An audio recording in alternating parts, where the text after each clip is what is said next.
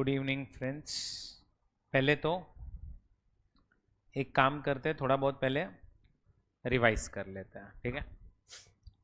चलो, residential status के अंदर हमने पहले स्टार्ट किया था residential status in case of individual. अब इंडिविजुअल या तो रेसिडेंट हो सकता है या तो नॉन रेसिडेंट, वो डिपेंड करता है ऑन बेसिक कंडीशंस। कितनी बेसिक कंडीशंस है? दो। अगर एक इंडिविजुअल ने कोई भी एक कंडीशन सेटिस्फाई कर दी तो वो बन जाएगा रेसिडेंट। पहला बेसिक कंडीशन था 182 डेज और मोर stay in India during the previous year. अगर ये कंडीशन सेटिस्फाई नहीं हुआ तो फिर सेकेंड कंडीशन पे जाओ जिसमें लिखा था 60 डेज और more in previous year and 365 days और मोर इन प्रीसीडिंग 4 ईयर्स। अब अगर ये कंडीशन हो गई तो सेटिस्फाई रेसिडेंट, नहीं तो नॉन रेसिडेंट। उसके बाद आप चेक करोगे एडिशनल कंडीशंस।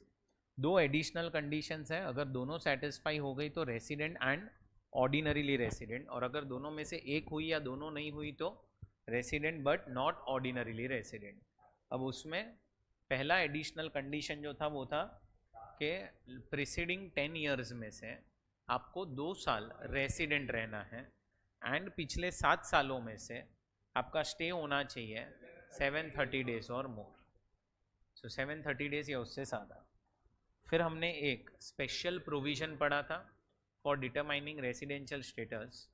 स्पेशल प्रोविज़न के अंदर आप याद करो तो अगर एक इंडियन सिटीज़न है who is living India for the purpose of employment abroad, second Indian citizen is leaving India as a crew member of an Indian ship, and last Indian citizen or person of Indian origin who is coming to India for visit जिसका total income excluding foreign source income is less than or equal to 15 lakhs।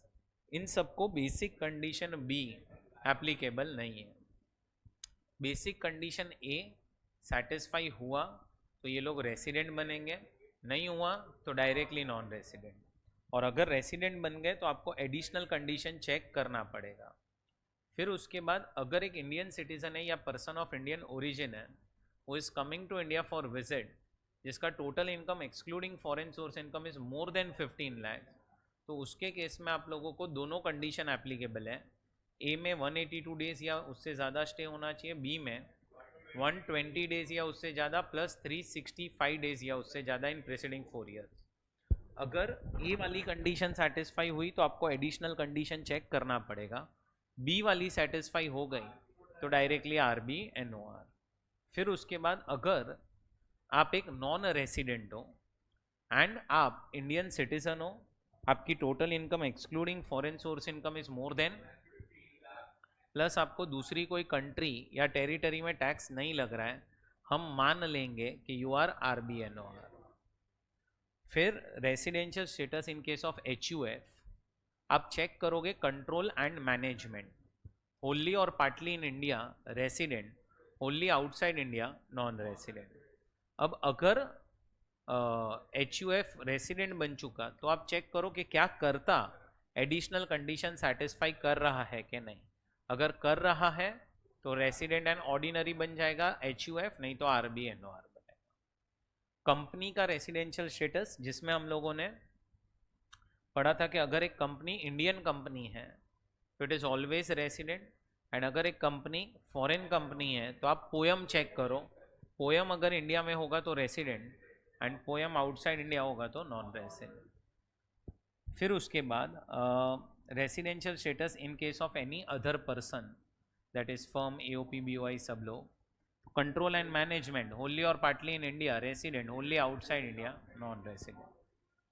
फिर हमने scope of income पढ़ना start किया था। हमने एक पहले table बनाया था 4 पॉइंट्स का जिसमें अगर इनकम इंडिया में अक्रू हो जाती है तो रेसिडेंट तो टैक्सेबल हो जाएगा सबको, अगर इनकम इंडिया में रिसीव हो जाती है तो वापस से टैक्सेबल सबको। अब फॉरेन इनकम्स में 3 पार्ट्स थे। पहला, अगर आपको बिजनेस एंड प्रोफेशन से इनकम आ रही है outside India, income accrue receive दोनों बाहर होना चाहिए। कंट्रोल अगर इंडिया से है तो फिर taxable, taxable and not taxable. Control अगर आउटसाइड इंडिया है तो taxable, not taxable and not. And अगर आपको इनकम कोई दूसरे हेड से आ रही है तो फिर taxable, not taxable and not taxable. हमने फिर सेक्शन नंबर 9 पढ़ा था, incomes deemed to be accrued in India. उसमें पहला पॉइंट था कि इफ प्रॉपर्टी, असेट और source of income is situated in India तो income is accrued in India. Second point था transfer of capital asset situated in India. Third point था salaries for services rendered in India और rest period in India. Fourth point था employer government of India, employee citizen of India rendering services outside India. Next point था interest payable by government of India, section 9 is applicable अगर resident person who uses capital borrowed for business in India और any other income in India, again section 9 is business outside India और any other income outside India, section 9 is not applicable. Non resident में business in India, section 9 is applicable, business outside India, any other income outside India और any other income in India, section 9 is not applicable. Same chart royalty and FTS के लिए था, that is fees for technical service, but उसमें सिर्फ resident non resident के लिए same था सब कुछ। डिविडेंड अगर आपको रिसीव हो रहा है outside India from N Indian company, it is taxable in India. And last में हमने पढ़ा था business connection in India. Business connection का जो डेफिनेशन है दैट इज इंक्लूसिव डेफिनेशन, तो इसीलिए अपन ने फोकस किया था क्या क्या चीज़ें बिजनेस कनेक्शन नहीं है।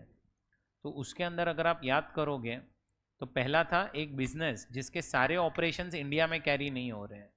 दूसरा purchase of goods for export. तीसरा shooting of cinematograph films in India. चौथा collection of news and views in India for transmission out of India. And last अपना था display of rough diamonds in special notified zones. Last में हमने एक remittance के ऊपर point discuss किया था, बराबर। अब देखो, मैंने आपको लास्ट लेक्चर में ये क्वेश्चन करवाया था, अब मैं इसको आपको सिर्फ बता रहा हूँ कैसे प्रेजेंट करना है। देखो, जो भी पर्सन का नाम होगा ना वो ऊपर लिख दो, जैसे मिस्टर राम, फिर यहां पे लिखो computation of total income for previous year 24-25। पहले फॉर्मेट देख लो, आपको ही सॉल्व करना है। Particulars R and O R, R B, N O R and N R, ऐसे सामने 3 कॉलम आएगी। हर बार 3 कॉलम आए ऐसा जरूरी नहीं है, क्वेश्चन में देखने का क्या पूछा है। कभी कभी वो लोग बोलेंगे कि सॉल्व करो considering R and O R and N R, तो फिर सामने 2 ही कॉलम्स आएगी। अब इधर पर्टिकुलर्स कॉलम में आप क्या लिखोगे, तो ये देखो, ये जो पॉइंट दिया है ना, सैलरी रिसीव्ड इन इंडिया, ये पूरा इधर आएगा, सैलरी रिसीव्ड इन इंडिया, पूरा पूरा पॉइंट यहाँ पे आएगा। पॉइंट नंबर 1 सामने अमाउंट्स आएंगे, फिर पॉइंट नंबर 2 सामने अमाउंट्स आएंगे। फिर कुछ पॉइंट ऐसे भी होंगे, जैसे याद है ये interest on company deposit in Canada 1/3 is received in India, तो पहले लिखने का इंटरेस्ट ऑन कंपनी डिपॉजिट, इसको अंडरलाइन करने का, फिर उसके अंदर 2 पॉइंट बनेंगे, received in India, received outside India. पता है मैंने लास्ट लेक्चर में आपको एग्जांपल्स दिए थे, आप देखो वो टेबल के नीचे ही, 4 पॉइंट के टेबल के नीचे ही एग्जांपल्स दिए हैं। Business in Dubai, control from Dubai वाला, वो सारे सेम वे में लिखने का। फिर बराबर, पहले ये फॉर्मेट बना लेंगे आप लोग, ये फॉर्मेट बनाओ। सम मैं बताता हूं, यहीं से बताता हूं सम।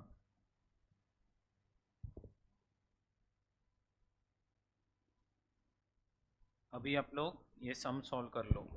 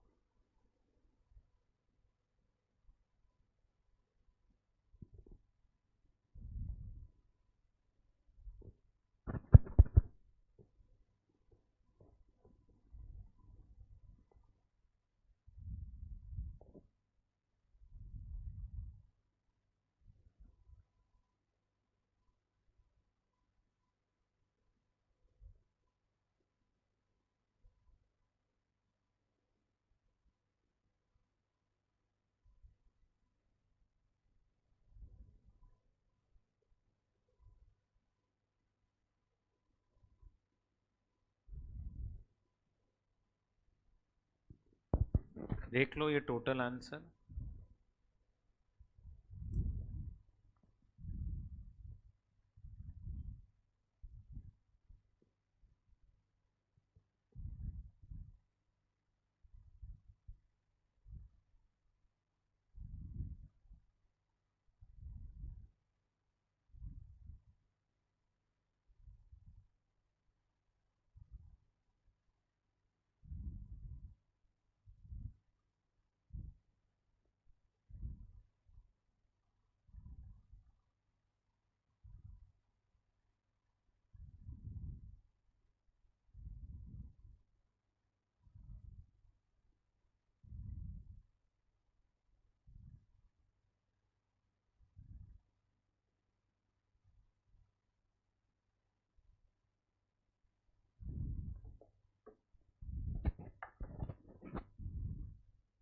आ गया आंसर।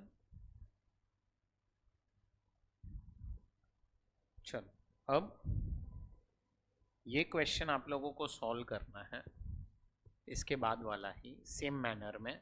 सिर्फ इसमें मैं एक पॉइंट आपको एक्सप्लेन करता हूँ। आपको ये क्वेश्चन के अंदर है ना, सुनो, गिफ्ट दिया हुआ है ऑन ओकेजन ऑफ मैरिज। अब अगर आपको शादी के वक्त कोई भी गिफ्ट मिलती है ना, entire amount is exempt, means you are not, हाँ you are not, you don't have to pay any tax, मतलब एंटायर अमाउंट इज एग्जेम्प्ट।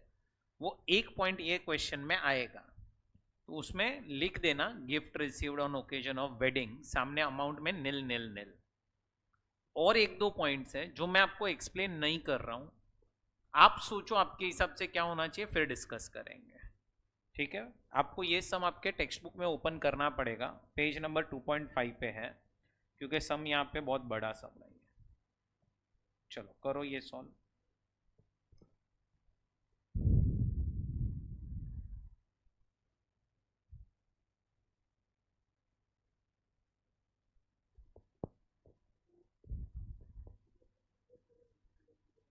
हाँ 50% जो टोटल है उसका 50%, 10,000 में से 50%। 5,000 रुपया जो है इज रिसीव्ड इन इंडिया, तो वो तीनों को टैक्सेबल होगा। 5 5 5, क्योंकि 50 वो तो रिसीव्ड इन इंडिया हो गया, तो इंडियन इनकम हो गया ना। हाँ पर अरे पर वो दूसरा बनाओ ना, रिसीव्ड आउटसाइड इंडिया, ऐसे लिखो ना उसको, interest underline received in India 555 received outside India 5 nil and nil, तो हो गया ना, ये 10 आ गया ना इधर।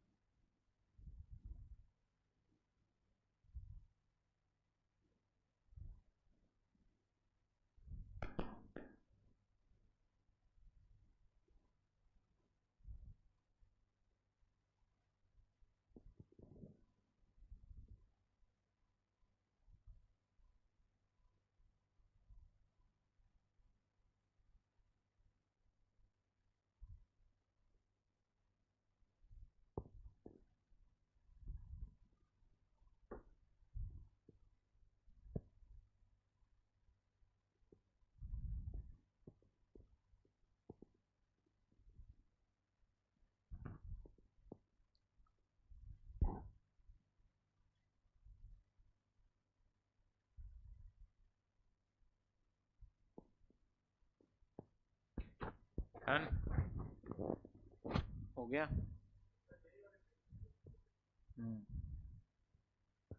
चलो डिस्कस करते हैं। Interest on UK development bonds, 50% of interest is received in India. ये तो अपना डिस्कस हो गया। 5,000, 5,000, 5,000 और 5,000 nil and nil. Income from business in Chennai. अब बिजनेस ही जब चेन्नई में है तो सबको taxable taxable taxable. Accrued in India. Short term capital gain on sale of shares of an Indian company. ये तो अक्रूड इन इंडिया हो गया। Asset is situated in India. Dividend from British company received in London. Taxable, not taxable, not taxable. Income accrued and received outside India है। Fourth point में आ गया। Income from long term capital gain on sale of plant at Germany 50% is received in India. 20,000 पे tax तीनों को लगेगा and 20,000 पे tax सिर्फ R&R को लगेगा। Income from business in Germany controlled from Delhi 40,000 is received in India. 40, 40, 40. Yes, 30, 30 and nil. Income from business in Delhi खत्म, सबको टैक्सेबल हो जाएगा। Income from property in London deposited in London and then brought to India. Yes, 50 dash and dash. Interest on debentures in an Indian company received in London. ये तो taxable, taxable, taxable. Fees for technical services rendered in India but received in London. ये भी taxable, taxable, taxable. Profit from business in Mumbai. Taxable, taxable, taxable. Property situated in Nepal received there, not taxable, not taxable. अब ये जो line है ना, ये वाली, ये वो लोग बार बार बार बार क्वेश्चन में पूछते रहते हैं, एग्जाम में भी आता है। Past foreign untaxed income brought to India during the previous year. ये बार बार आता रहता है। ये क्या है पता है? पास्ट में आपने कुछ इनकम कमाई थी जिसपे आपको टैक्स लगा, वो सिर्फ आप वहां से यहां पे लेके आए हो। तो ये एक्चुअली में क्या है पता है? It's a remittance. वहां से पैसा यहां पे सिर्फ आया है, रेमिट किया है। तो ये not taxable, not taxable and not taxable तीनों में है। याद रखना ये wordings, past foreign untaxed income. चलो, नेपाल में एग्रीकल्चर इनकम आई है, नेपाल, तो taxable, not taxable and not taxable. Profession से इनकम आ रही है इन केन्या। सेटअप, देखो प्रोफेशन के लिए ना वो लोग वर्ड कंट्रोल यूज नहीं करते, वो लोग बोलते हैं setup. Setup and control is same. Controlled in India, received there but spent in India. तो ये हो जाएगा taxable, taxable and not taxable. Gift received on occasion of wedding, तीनों पे नहीं आएगा। Interest on saving bank deposit in state bank, taxable, taxable, taxable. Income from business in Russia controlled in Russia, taxable, not taxable, not taxable. Dividend from Reliance limited Indian company, taxable, taxable, taxable. Agriculture land from a land, agriculture income, not taxable, not taxable, not. याद करो ना, agriculture income तो मैंने भी आपको सिखाया ही था कि किसी को भी टैक्स नहीं लगेगा एग्रीकल्चर इनकम, बट हाँ, हर एक स्टेट वाइज टैक्स लगता है, इनकम टैक्स नहीं लगता उस पर। कौन सी एग्रीकल्चर इनकम? जो आप इंडिया में कमाओगे, वो याद रखना। आया ये सम समझ में आया? कुछ डाउट हो तो पूछ सकते हो सम में। अब मैं आप लोगों को एक और पॉइंट करवाता हूं, ध्यान से सुनो। हमने पता है वो पढ़ा था कि इंडियन सिटीजन और person of Indian origin coming to India for visit, जिसका total income excluding foreign source income, याद है ऐसा? Total income excluding foreign source is less than और इक्वल टू 15 लाख या फिर मोर देन 15 लाख। अब ये सब जगह पे वर्ड यूज हुआ था, total income excluding foreign source income. देखो अभी समझना मैं क्या एक्सप्लेन कर रहा हूं। समझो Dev, you are Indian citizen and you are coming to India for visit. अब आपका रेसिडेंशियल स्टेटस क्या होगा, उसके लिए पहले आपकी टोटल इनकम चेक करनी पड़ेगी। सिम, हम रेसिडेंशियल स्टेटस क्यों निकालते पता है? ताकि हमें पता चले कौन सी इनकम पे टैक्स लगेगा। तो हम रेसिडेंशियल स्टेटस चैप्टर पढ़ते हैं ताकि हमें पता चले टैक्सेबल इनकम कौन सी है। बट अब यहां पे कैसा है कि पहले रेसिडेंशियल स्टेटस निकालने के लिए तुम्हें टोटल इनकम चेक करना पड़ेगा एक्सक्लूडिंग फॉरेन सोर्स इनकम। मतलब पहले तुम टोटल इनकम चेक करो एक्सक्लूडिंग, ताकि हमें उसके बेसिस पे रेसिडेंशियल स्टेटस मिले, और रेसिडेंशियल स्टेटस के बेसिस पे कौन सी इनकम पे टैक्स लगेगा वो हमें पता चलेगा। मतलब अब हमें इनकम ऐसे देखने जाएंगे तो दो बार निकालनी पड़ेगी। पहली बार हमें टोटल इनकम निकालनी पड़ेगी excluding foreign source income, just to check residential status क्या होगा। और एक बार रेसिडेंशियल स्टेटस मिल गया उसके बाद वापस इनकम निकालना पड़ेगा ताकि हमें पता चले टैक्स कितने पे लगेगा। अब हम जब ये इनकम चेक कर रहे थे ना, total income excluding foreign source income, अब इसमें वो लोग क्या बोल रहे हैं कि आपको कौन कौन सी इनकम लेनी है। पहले तो आपको जो इनकम इंडिया में अक्रू हुई है, अक्रू, वो लेनी है। जो इनकम इंडिया में रिसीव हुई है वो लेनी है। अपने को टोटल इनकम देखना है एक्सक्लूडिंग फॉरेन सोर्स इनकम। और प्लस आपको बिजनेस एंड प्रोफेशन हेड की इनकम लेनी है जो कंट्रोल इंडिया से किया गया है। एंड ये income accrue plus receive outside India हुई है। ये तीन इनकम को पहले आप ऐड करो, चेक करो कि आपकी टोटल इनकम कितना है एक्सक्लूडिंग फॉरेन सोर्स इनकम।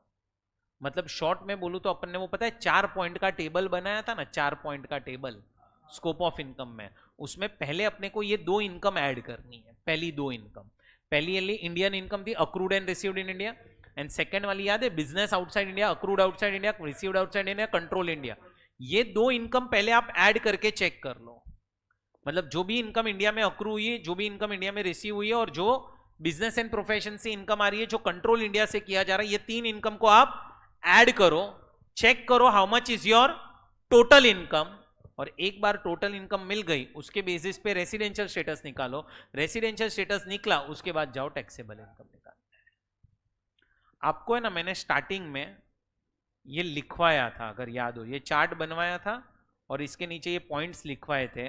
पता है ये पॉइंट मैंने आपको बोला था पेंडिंग रख रहा हूं मैं। आप देखो टोटल इनकम का मतलब क्या है। Income accrued in India, received in India, और income from business and profession accrued and received outside India but controlled from India. तो ये तीन इनकम्स आप लोगों को देखनी है। बैठा दिमाग में?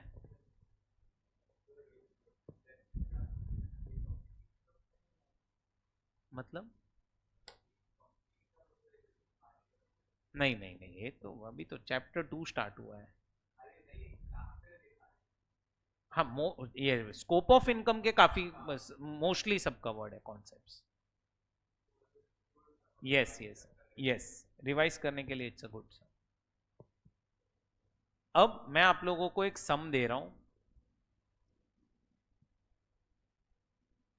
मुझे चाहिए कि इसका आंसर आप मुझे निकाल के दो, बट मैं एमसीक्यूज के आंसर जो है ना वो हाइड कर देता हूं।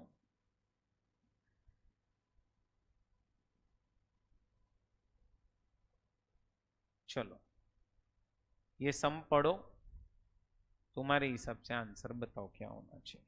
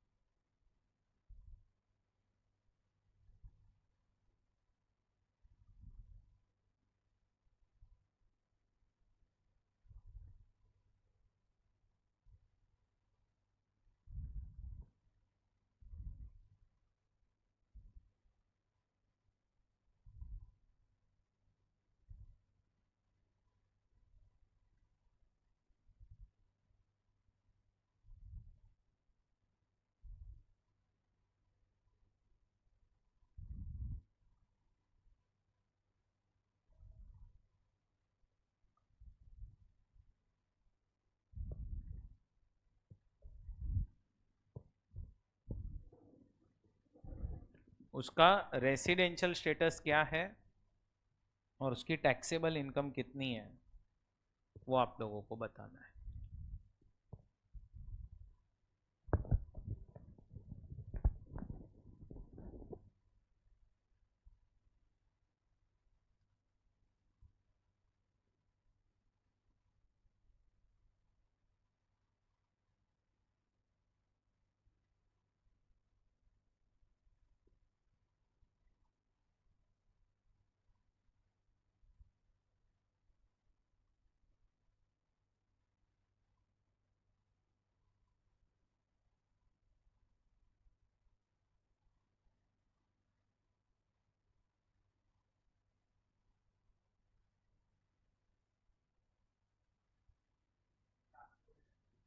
Residential status and taxable income दोनों.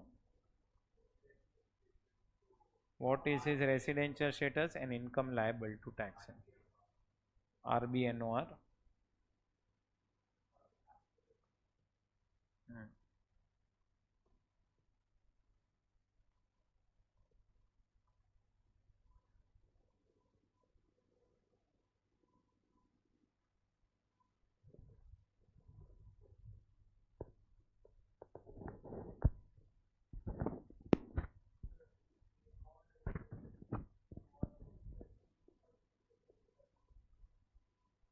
Okay.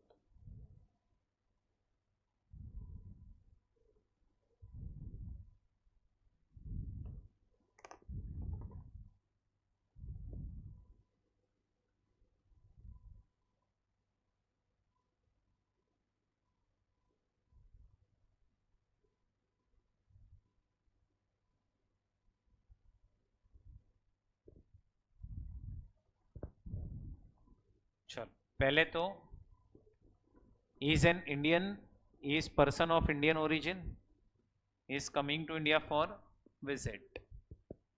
अब पहले हम इसकी क्या चेक करेंगे, टोटल इनकम चेक करेंगे एक्सक्लूडिंग फॉरेन सोर्स इनकम. तो उसमें पहले तो ये 250 आ जाएगी, ये इनकम भी आ जाएगी और ये इनकम भी आ जाएगी. तो 11,75,000 उसकी इनकम है. तो this income is less then 15 lakhs. And if income is less then 15 lakhs तो इसको कंडीशन भी एप्लीकेबल नहीं होगा. ए वो सेटिस्फाई कर नहीं रहा है तो बन जाएगा नॉन रेसिडेंट. अब नॉन रेसिडेंट बन गया, अब आप चेक करो कि उसकी टैक्सेबल इनकम कौन सी होगी.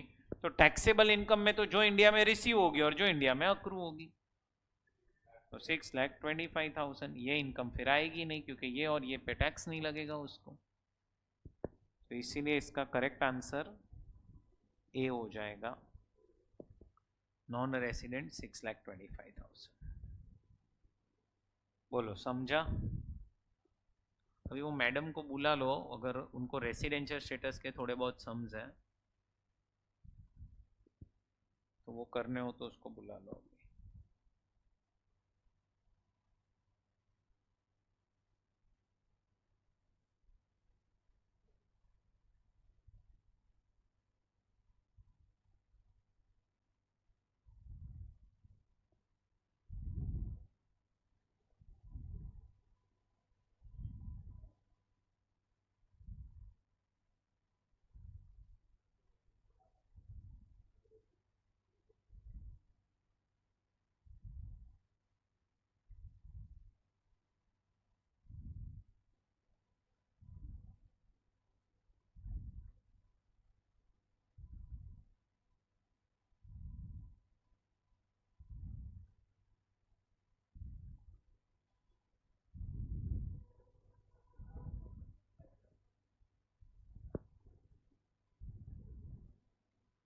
डन, ये समझा? आ रही है मैडम?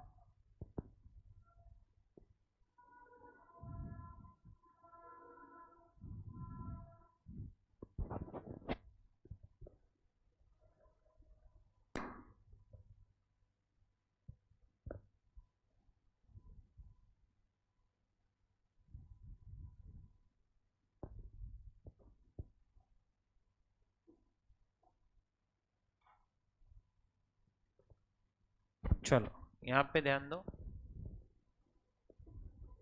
कितना हुआ मैडम देख के आपका? कितना बाकी है अभी तक? ठीक है, चलो क्वेश्चन नंबर 11। इसमें ना आपसे क्वेश्चन में यह आइडेंटिफाई करना है, तीन लोगों का डेटा दिया है आपको, आपको ये बताना है कि कौन नॉन रेसिडेंट है। बट मुझे ना आप लोगों से वो आंसर नहीं चाहिए, मुझे चाहिए सबका रेसिडेंशियल स्टेटस क्या है। तीन लोग हैं ये सब में, एक बॉब करके है, एक सम्राट करके है, और एक जोसेफ है।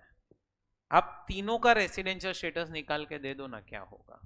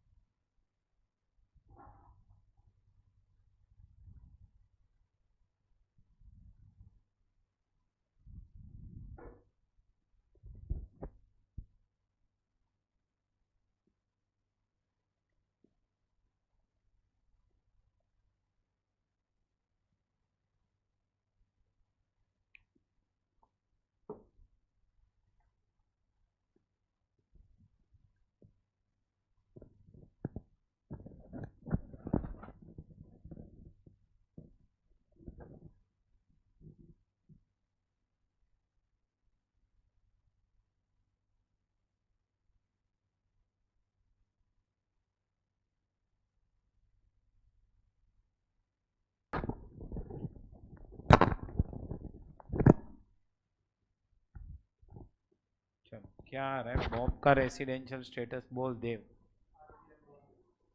ठीक, एक एक करके। RBNOR देव। नेक्स्ट सम्राट का NR, और जोसेफ का? सबका सेम आ रहा है आंसर?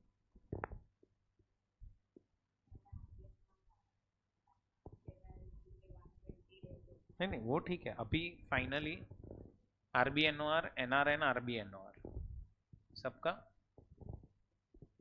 चलो डिस्कस करते हैं। बॉब कौन है? बॉब का RBNOR कैसे आ रहा है जरा बताओ पहले। बराबर, राइट।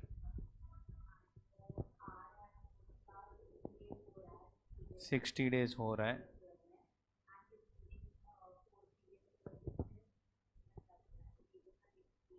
बी सेटिस्फाई, तो रेसिडेंट बन गया। अब एडिशनल कंडीशंस।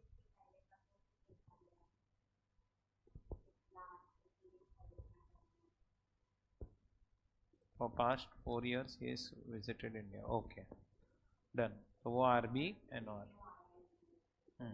ठीक है। फिर सम्राट की बात करते हैं, तो सम्राट के केस में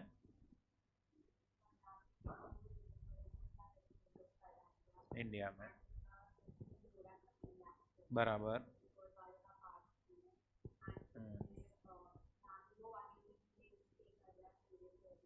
120 डेज स्टे कर रहा है, तो is directly non resident. Joseph?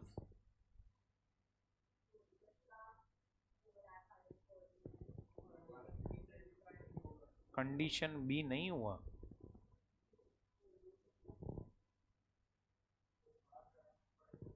पर वो इंडियन सिटीजन थोड़ी है।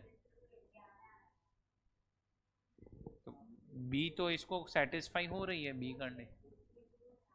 हाँ तो एक मिनट रुको ना, RBNOR थोड़ी डायरेक्ट बनेगा, बी हो रही है तो रेसिडेंट बना। हाँ अब सुन, बोल एडिशनल कंडीशन। कैसे नहीं हो रही है जरा बता। हाँ,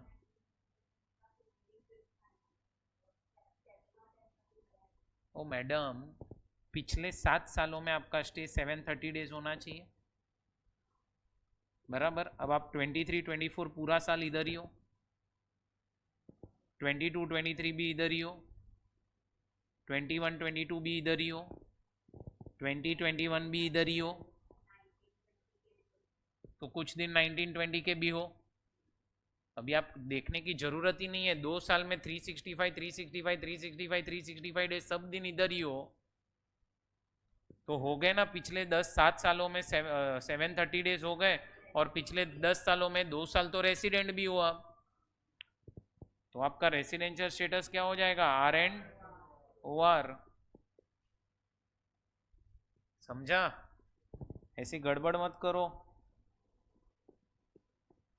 चलो, अब ये MCQs में पहले 9 क्वेश्चंस जो बाकी है वो फटाफट से देख लो। क्वेश्चन नंबर 1 से स्टार्ट करो।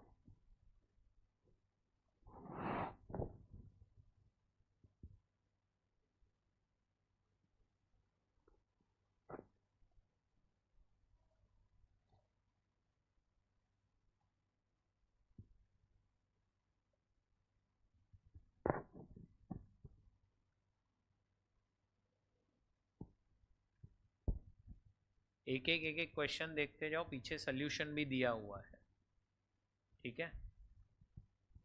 लाइन वाइज फटाफट से सारे क्वेश्चंस देख लो।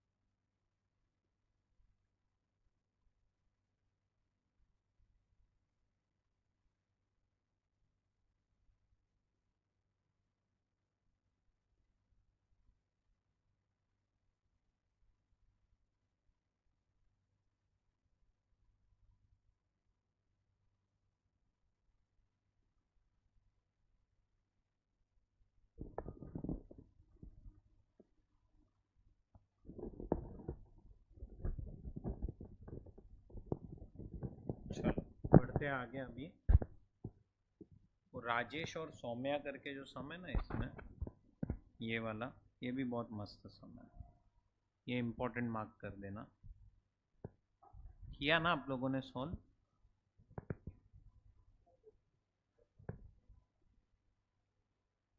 आई? क्या नहीं समझा इसमें आपको? इसमें थोड़ा उल्टा दिया हुआ है कि he is non resident out of 9 out of 10 years, मतलब he is resident only for 1 year। नहीं कर रहा है वो सेटिस्फाई। एंड प्रिसीडिंग 7 years में 420 days है। उल्टा दिया हुआ है सिर्फ, ये लाइन उल्टी दी हुई है बस।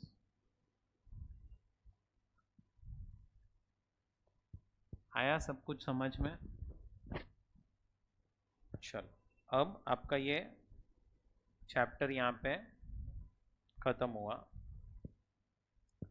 तो अपने 2 चैप्टर्स हो गए।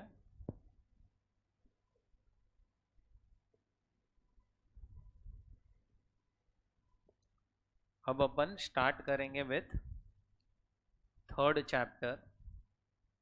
ये आपका 5 हेड्स ऑफ इनकम जो है उसमें से है आपका 2nd हेड, बट मैं आपको क्लास में पहले पढ़ा रहा हूँ। चैप्टर का नाम है income from house property.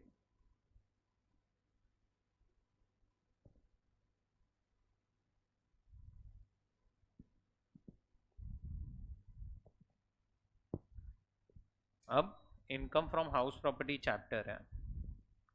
Total आपके 5 हेड्स है। पहला हेड है सैलरी, 2nd है हाउस प्रॉपर्टी, 3rd है business and profession, capital gains and other sources. जब आप सारे हेड्स की इनकम को ऐड कर दोगे तो you get gross total income, और उसमें से माइनस करोगे डिडक्शन चैप्टर 6 से, सेक्शन नंबर 80C से लेके 80U, तो नेट टोटल इनकम मिल जाएगी। हाउस प्रॉपर्टी हेड से हम इसीलिए स्टार्ट कर रहे हैं क्योंकि ये सबसे छोटा हेड है। ऐसे तो आपका 2nd हेड है, बट हम क्लास में पहले पढ़ेंगे। 1st हेड कोई भी पूछे तो it is salary, 2nd head is house property. अब कोई भी हेड के अंदर जब हम जाएंगे, ध्यान से सुनते चलो। पहले तो आपको पैसा आया, पहले चेक करो क्या ये इनकम है कि नहीं है। अगर इनकम है तो किसी भी एक हेड में उसको फिट करना पड़ेगा आपको। अब ये जो हेड है, ये जो income from house property head है, अब आप जैसे ही कोई भी हेड स्टार्ट करोगे ना, हेड, पहली चीज आप हर एक हेड में क्या डिस्कस करोगे, वो है चार्जिंग सेक्शन। मतलब क्या, हर एक हेड का चार्जिंग सेक्शन है। चार्जिंग सेक्शन हमें एक्सप्लेन करता है कि वो हेड के अंदर जाना कब है। मतलब आज तुम्हें हाउस प्रॉपर्टी हेड में कब आना है ये हमें कौन बताएगा, तो हाउस प्रॉपर्टी का charging section. House property head का चार्जिंग सेक्शन हमें एक्सप्लेन करेगा क्या, कि ये हेड के अंदर कब आना है। तो अभी आप कितने हेड्स पढ़ने वाले हो, 5, तो 5 बार आप पढ़ोगे charging section.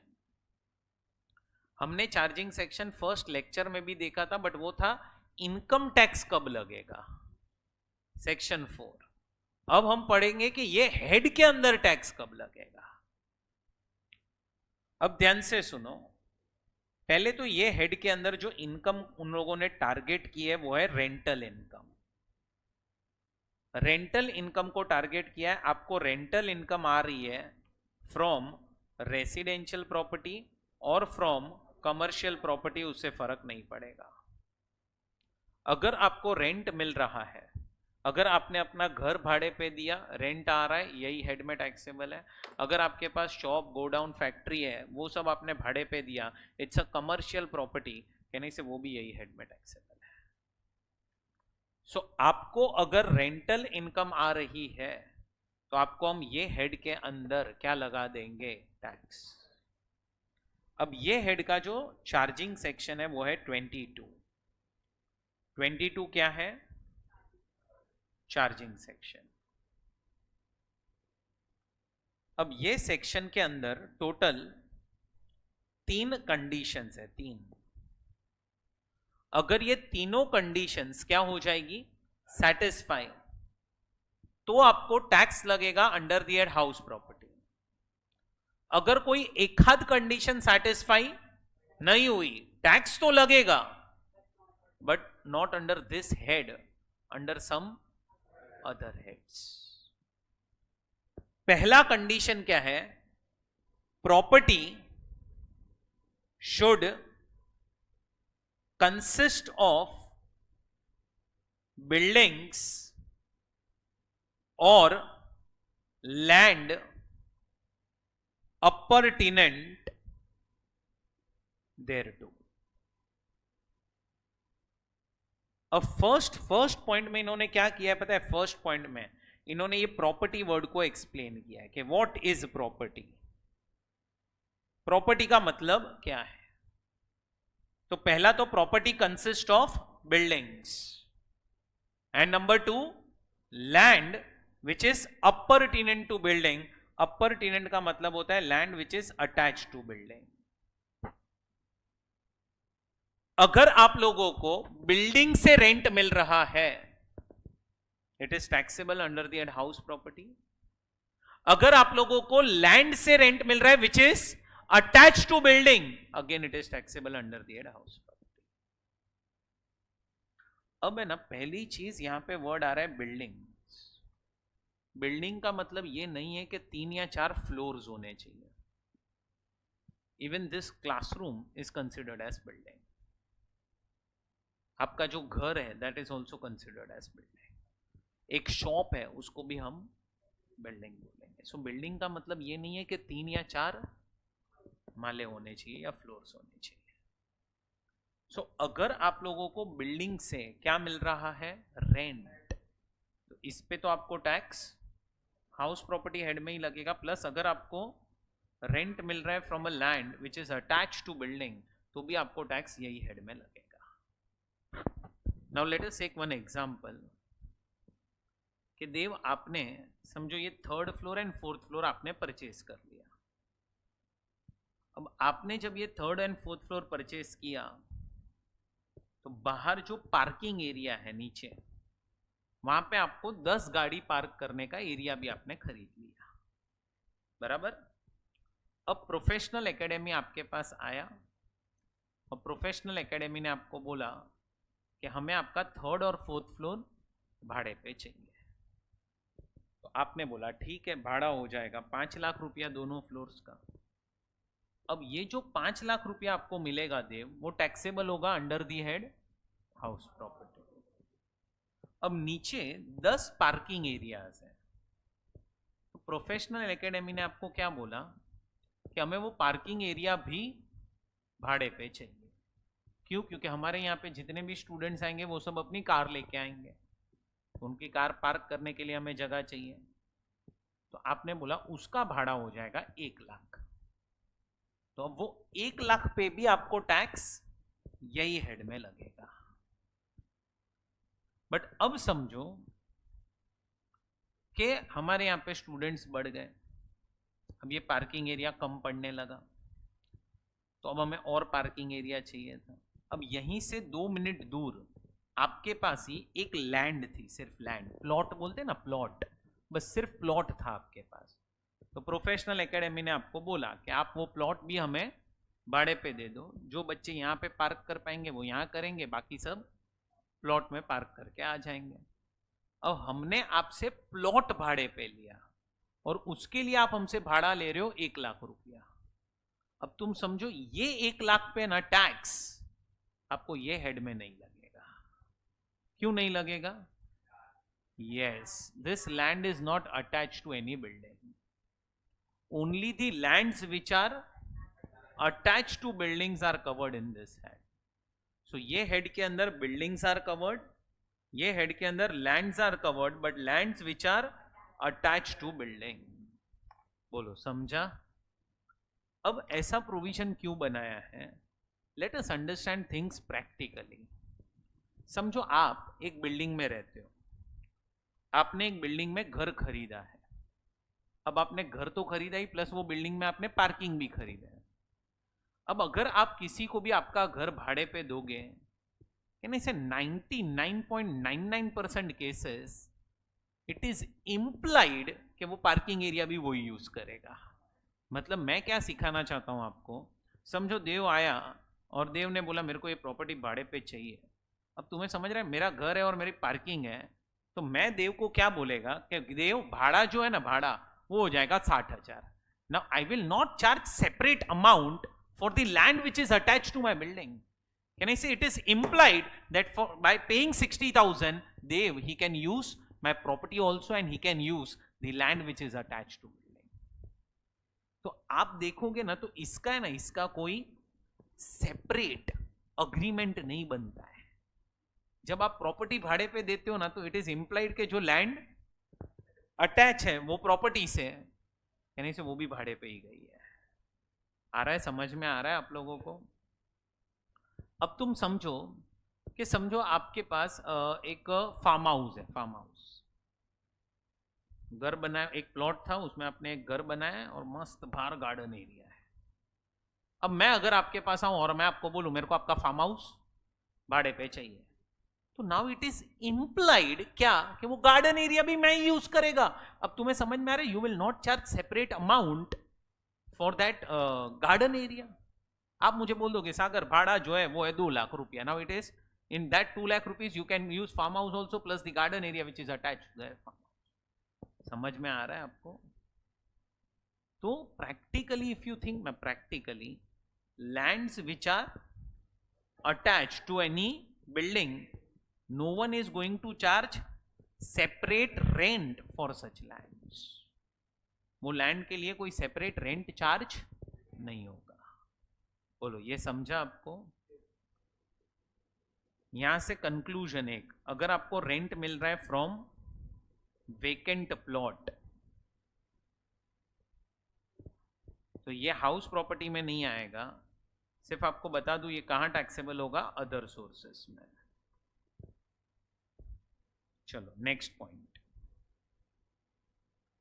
Person earning income should be owner of the property.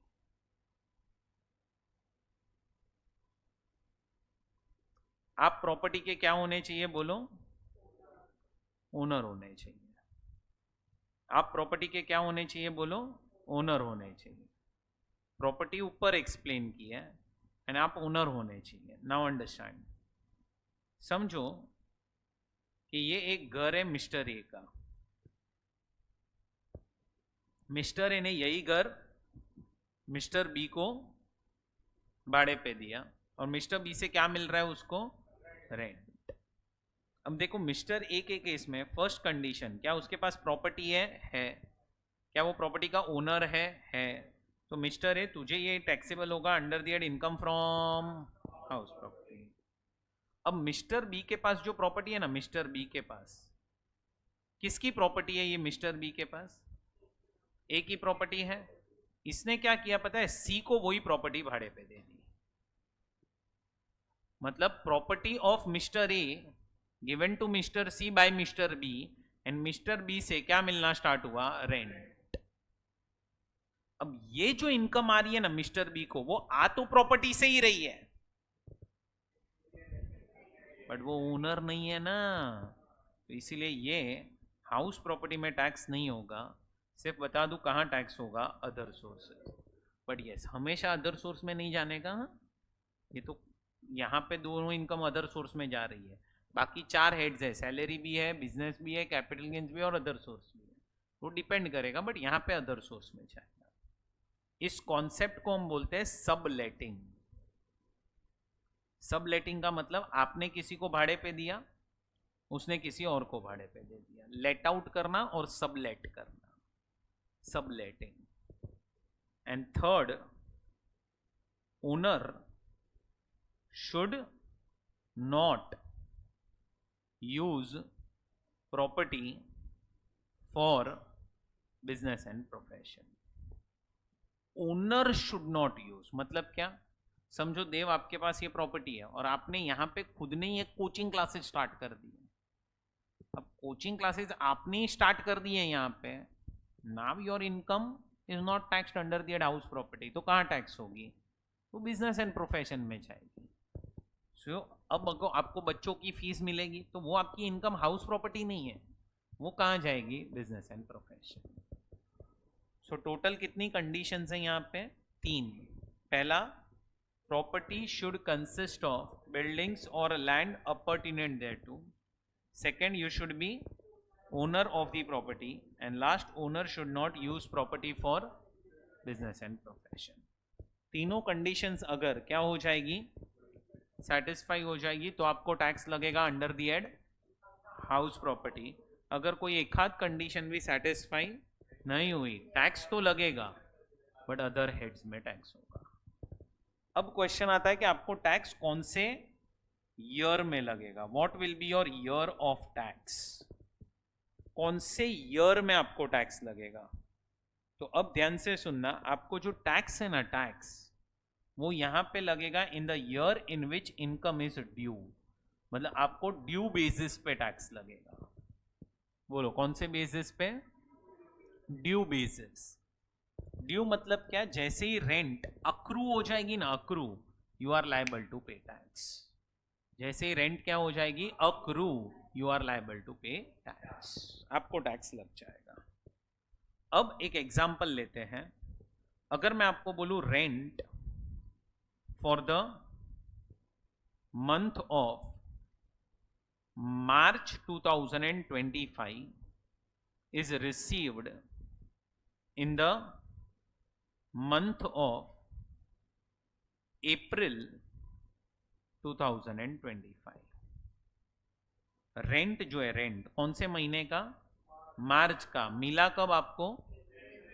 मतलब अगर मैं आपको पूछूं कि कौन से प्रीवियस ईयर में ये रेंट ड्यू हो चुका था, ड्यू, तो आपको समझ में आ रहा है 24-25 में ड्यू हो गया था। Received in which year? 25-26। और taxable in which year? 24 and 25। बैठा दिमाग में?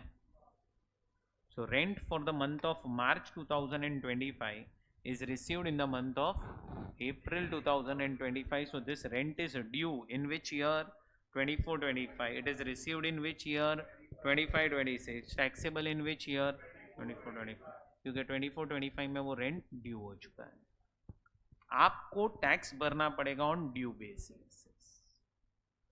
अब आप अगर ये डीटी थियरी बुक देखोगे तो इसमें देखो आपको चार्जिंग सेक्शन दिखेगा 22। Property should consist of buildings or land appertinent thereto. Person earning income should be, an owner should not use property for rent received from residential as well as commercial property is taxable under this head. Rent from a vacant plot is taxable under the head other sources. Income from subletting is taxable under the head other sources. And what will be your year of chargeability? Year in which rent is due. बैठा इतना दिमाग में आपके? सो ये आपका first part complete हुआ, charging section. अब हम आते हैं सेक्शन नंबर 23 के ऊपर, कंप्यूटेशनल प्रोविजन।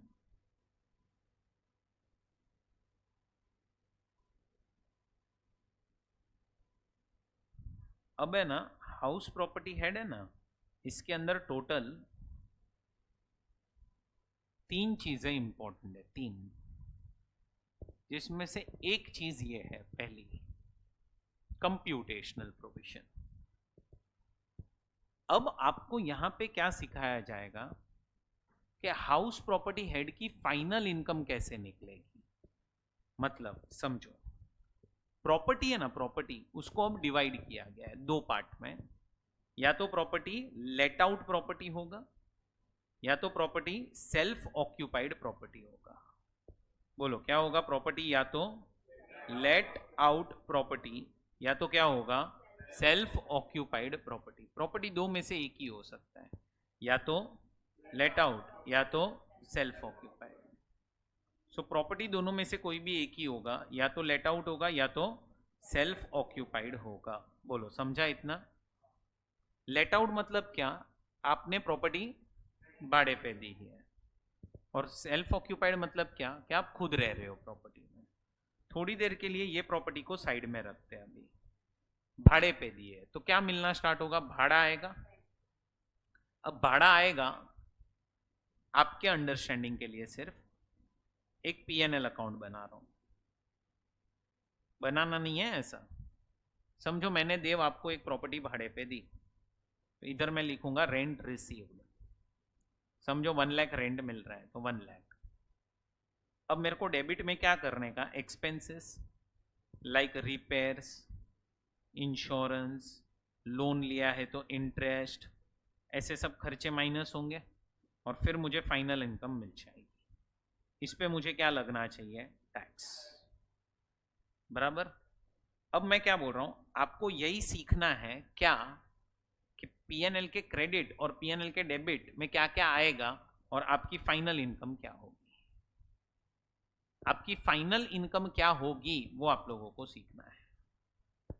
अब ध्यान से सुनो, एज अ टैक्स पेयर आप क्या चाहोगे कि आप ज्यादा टैक्स भरो कि कम टैक्स भरो। तो आप क्या चाहोगे कि आपका ये जो नेट प्रॉफिट जो फिगर आ रहा है ये ज्यादा है कि कम आए। कम आए। अब मैं क्या बोल रहा हूं, ये नेट प्रॉफिट कम करने के दो तरीके हैं। पहला तरीका क्या है, एक्सपेंसेस ज्यादा दिखा दो, और दूसरा तरीका है इनकम कम दिखाओ। या तो इनकम कम दिखाओ या तो एक्सपेंस बढ़ा दो। ये दो ही तरीके से तो आप कहने से प्रॉफिट को कम कर सकते हो। ठीक है, अब सुनो, पहले मैं आप लोगों को लेट आउट प्रॉपर्टी के प्रोविजन सिखाऊंगा, मतलब ऐसी प्रॉपर्टी जो आपने भाड़े पे दी है। सो पहले मैं आपको लेट आउट के प्रोविजन सिखाता हूं। आप लेट आउट के पहले प्रोविजन समझो, बाकी प्रोविजन तो 5 मिनट में खत्म हो जाएंगे। अब देखो, आपने एक प्रॉपर्टी भाड़े पे दी, सुनते जाना अभी। मिस्टर ए ने, चलो मिस्टर देव ने एक प्रॉपर्टी मिस्टर एक्स को भाड़े पे दी। अब देव आपको क्या मिल रहा है यहां से, समझो देव आपको रेंट मिल रहा है 1,00,000 रुपीज पर मंथ।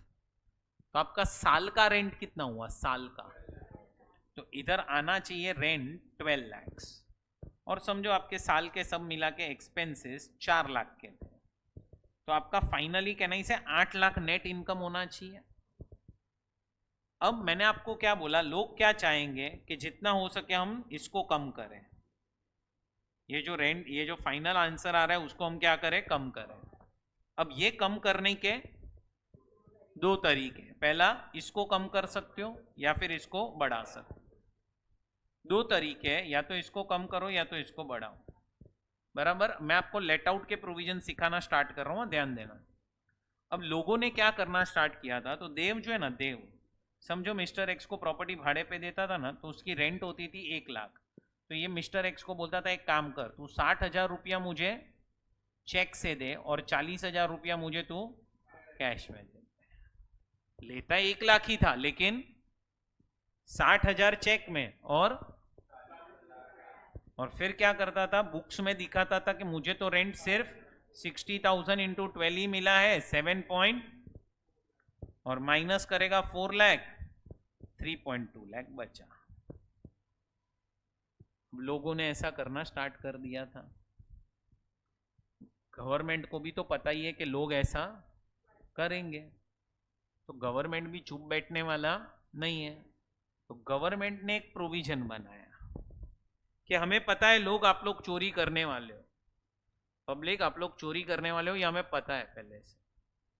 इसीलिए हम क्या करेंगे, देव आपने एक प्रॉपर्टी भाड़े पे दी है, ये हाउस प्रॉपर्टी भाड़े पे दी है, गवर्नमेंट बोल रहा है अब हम देव तुझे बताएंगे कि ये प्रॉपर्टी से तुझे कितना भाड़ा मिलना चाहिए।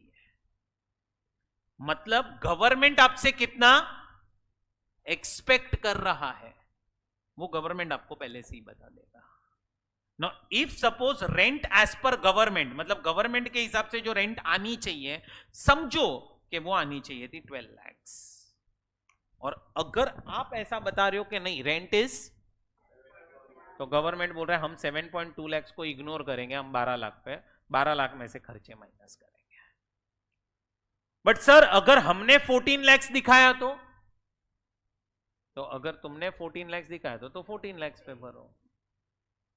मतलब गवर्नमेंट ने क्या किया, खुद का एक सेफ्टी कर लिया। क्या सेफ्टी किया कि अब से हम क्या करेंगे, जो भी रेंट आप बताओगे, कौन, assessee, that is actual rent, ये रेंट को हम फाइनल नहीं मानेंगे। इस रेंट को हम पहले हमारी रेंट के साथ कंपेयर करेंगे। अगर तुम्हारी रेंट है 10 लाख और हमारी रेंट है 12 लाख, हम ऐसा मान लेंगे कि तुमने 2 लाख की चोरी की है और हम इसको कंसीडर करेंगे। और अगर तुम बता रहे हो 14 और हम बता रहे हैं 12, तो हम 14 को कंसीडर करेंगे। शॉर्ट में विच एवर इज हायर। सो अब ध्यान से सुनना, आपको क्या करना पड़ेगा, पहले तो आपकी रेंट लेनी पड़ेगी और उसको किसके साथ कंपेयर करनी पड़ेगी, गवर्नमेंट की रेंट के साथ। दोनों में से जो भी ज्यादा आएगा उसको हम टैक्स के अंदर बोलते हैं ग्रॉस एनुअल वैल्यू। बोलो क्या बोलते हैं, जीएवी, उसको हम बोलते हैं जीएवी, ग्रॉस एनुअल वैल्यू। मतलब अब तुम देखोगे तो पीएनएल का जो क्रेडिट साइड है, क्रेडिट साइड कहना इसे उधर से जो तुम चोरी कर रहे थे ना वो बंद हो गया। What is gross annual value अगर तुम्हें कोई पूछे तो इट इज एक्चुअल रेंट और rent as per government whichever is higher. चलो क्रेडिट साइड से चोरी बंद हो गई, बोलिए। बता रहा हूं ना, सिखा रहा हूं ना, आपको सिखाऊंगा अभी आएगा, बराबर। So gross annual value that is government rent और एक्चुअल रेंट। चलो क्रेडिट साइड से तो चोरी बंद हो गई। अब आप इनकम कम दिखा के तो चोरी नहीं कर सकते, ठीक है। तो लोगों ने अब क्या किया होगा, एक्सपेंस बढ़ाए होंगे, ठीक है। सुनते जाओगे, अब तुम्हें इसमें से खर्चे माइनस करने मिलेंगे। पहला खर्चा जो आप माइनस कर सकते हो, पहला खर्चा वो है म्युनिसिपल टैक्स।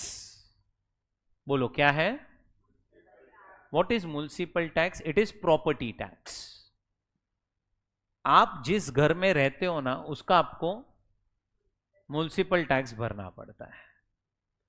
अच्छा, ये जो म्युनिसिपल टैक्स है ये आप किसको भरते हो? म्युनिसिपल टैक्स म्युनिसिपल कॉरपोरेशंस को। ये जो म्युनिसिपल टैक्स है ना वो किसको भरा जाता है? बोलो, म्युनिसिपल कॉरपोरेशंस को, that is local authority.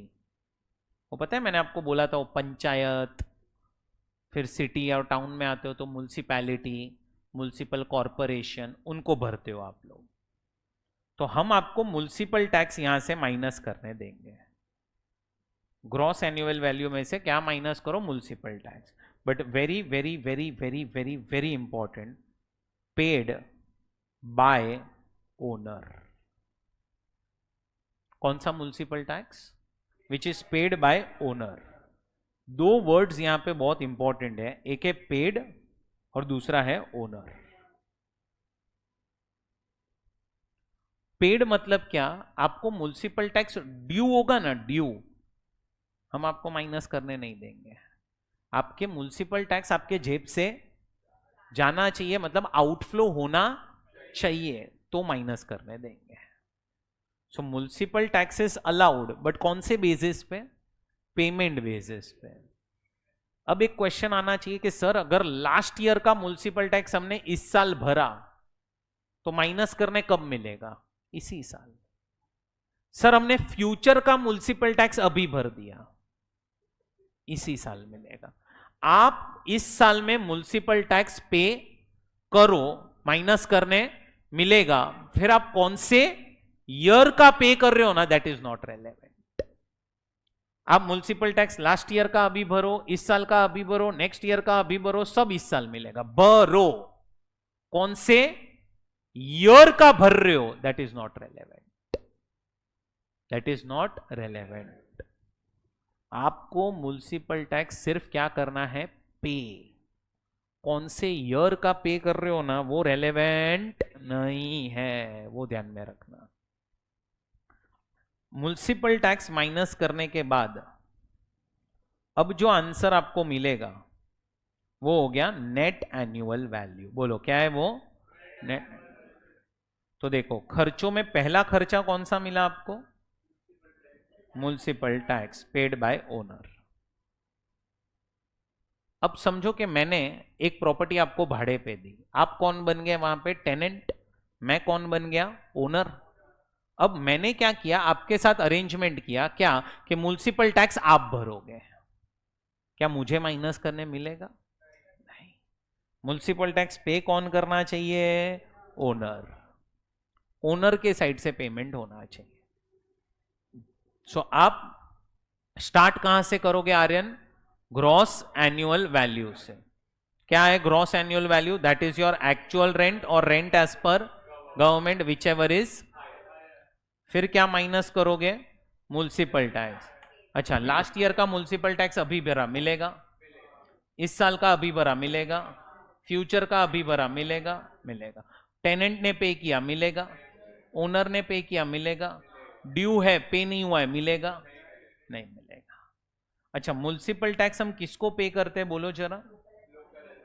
Local authority को।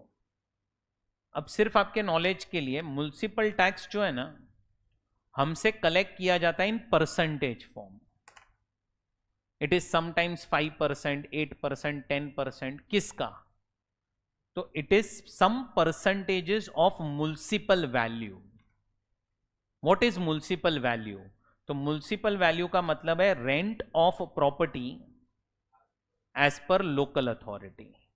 मतलब क्या? लोकल अथॉरिटी के हिसाब से आपका प्रॉपर्टी का कितना भाड़ा होना चाहिए।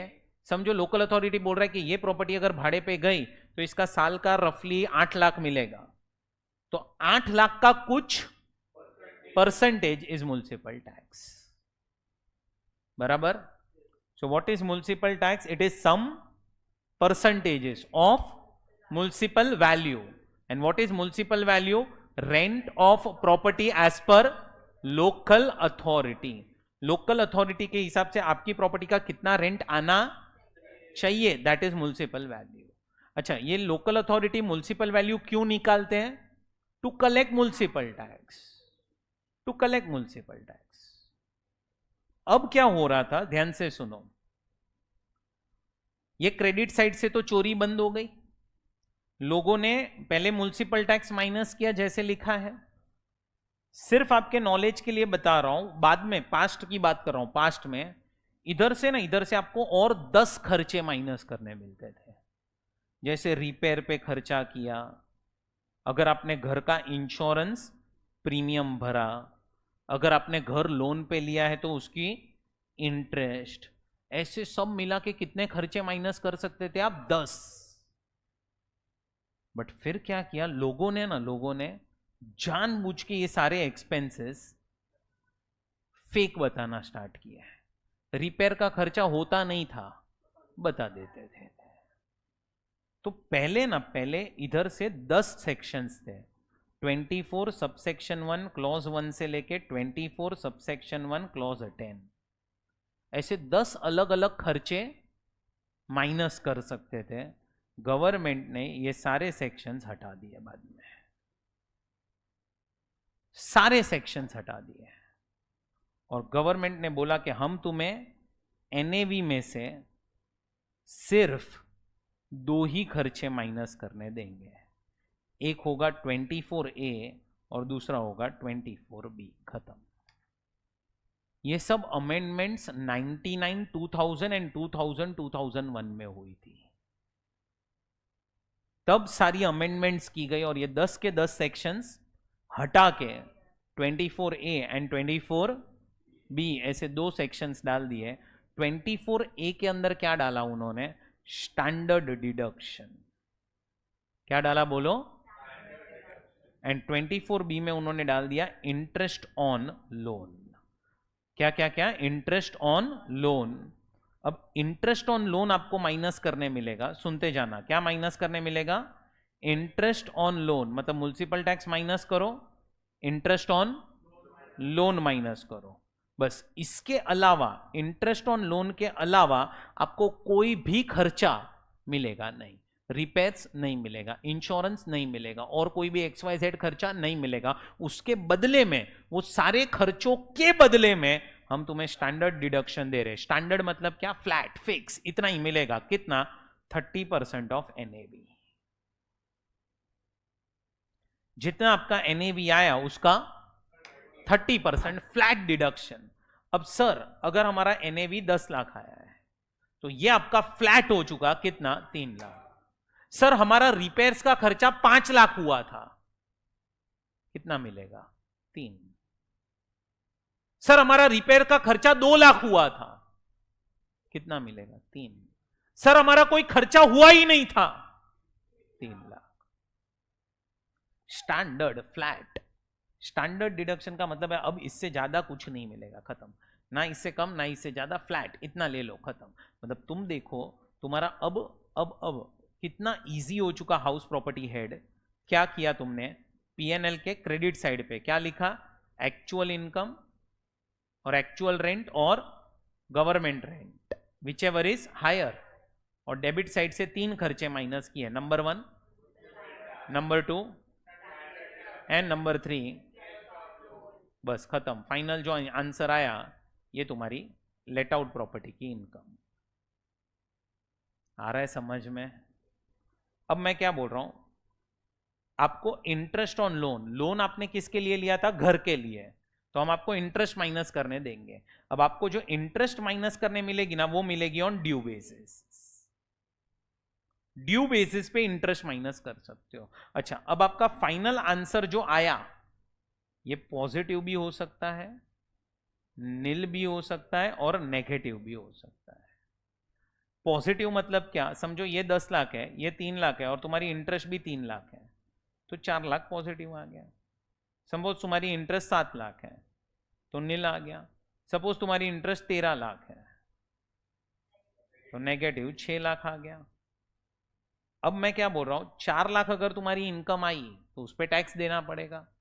6 लाख अगर तुम्हारा नेगेटिव इनकम आया तो मतलब तुम्हारा आ चुका है लॉस, और लॉस जब भी आता है ना तो तुम्हें क्या करना रहता है, आपकी दूसरी इनकम के सामने सेट ऑफ करना रहता है।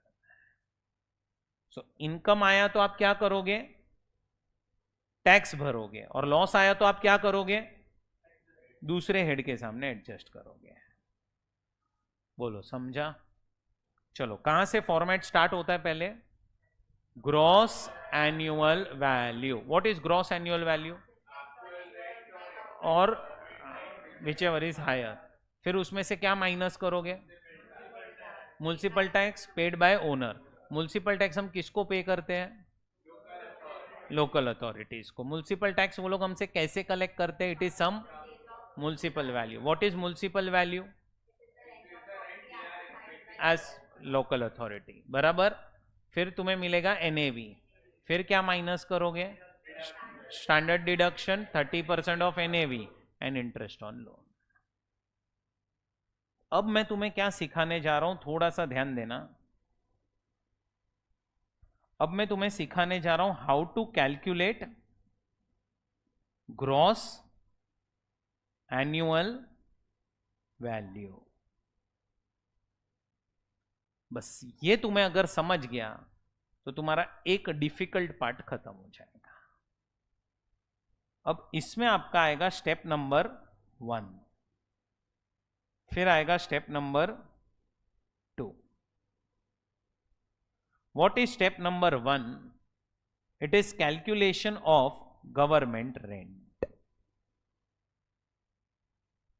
गवर्नमेंट रेंट कैसे आएगी वो हम लोगों को यहां पे देखना है। अब है ना, अब से हम गवर्नमेंट रेंट वर्ड यूज नहीं करेंगे, बहुत अच्छा नहीं लगता ये नाम। इसको थोड़ा अच्छा नाम देते हैं, क्या, एक्सपेक्टेड रेंट। एक्सपेक्टेड रेंट का मतलब क्या है हमारे लिए, मतलब गवर्नमेंट के हिसाब से कितना रेंट आपको मिलना चाहिए। सो ये एक्सपेक्ट कर रहा है, कौन एक्सपेक्ट कर रहा है इतनी रेंट, गवर्नमेंट, इसीलिए एक्सपेक्टेड रेंट नाम दिया, बराबर। अब आपको एक्सपेक्टेड रेंट को क्या करना पड़ेगा, कंपेयर किसके साथ, एक्चुअल रेंट के साथ। Actual rent for the period property was let out, इसके साथ कंपेयर करना है, बराबर। अब क्वेश्चन क्या आ रहा है कि सर एक्सपेक्टेड रेंट मिल गया, एक्चुअल रेंट भी मिल गया, तो अपना जीएवी तो आ गया। क्या होगा जीएवी, स्टेप 1 और स्टेप 2 विच एवर इज, वो जीएवी वहीं से तो स्टार्ट किया था ना अपन ने। अब क्वेश्चन आ रहा है sir how to calculate expected rent. तो एक्सपेक्टेड रेंट में पहले 2 चीजों को कंपेयर करना है, और 2 चीजों में से जो भी हायर आया, हायर ऑफ ए और बी, वो बनेगा आपका सी, उसको कंपेयर करना है डी के साथ, और ई आपका आ जाएगा एक्सपेक्टेड रेंट। और एक्सपेक्टेड रेंट क्या होगा, तो it will be lower of C और डी। पहले हम कितनी चीजों को कंपेयर करेंगे, 2, और फिर हम वो 2 चीजों को कंपेयर करके हायर लेंगे, फिर उसको और एक के साथ कंपेयर करेंगे। मतलब तुम्हें समझ में आ रहा है, अगर हमें एक्सपेक्टेड रेंट निकालना है तो टोटल हमें 3 चीजों के बीच में कंपैरिजन करना है, ए, बी एंड डी। अब ए, बी और डी क्या है, ध्यान से सुनते जाना। तो पहला ए है पहला ए है म्युनिसिपल वैल्यू। अब भी मैंने आप लोगों को थोड़ी देर पहले सिखाया, क्या है municipal value, rent of property as per local authority.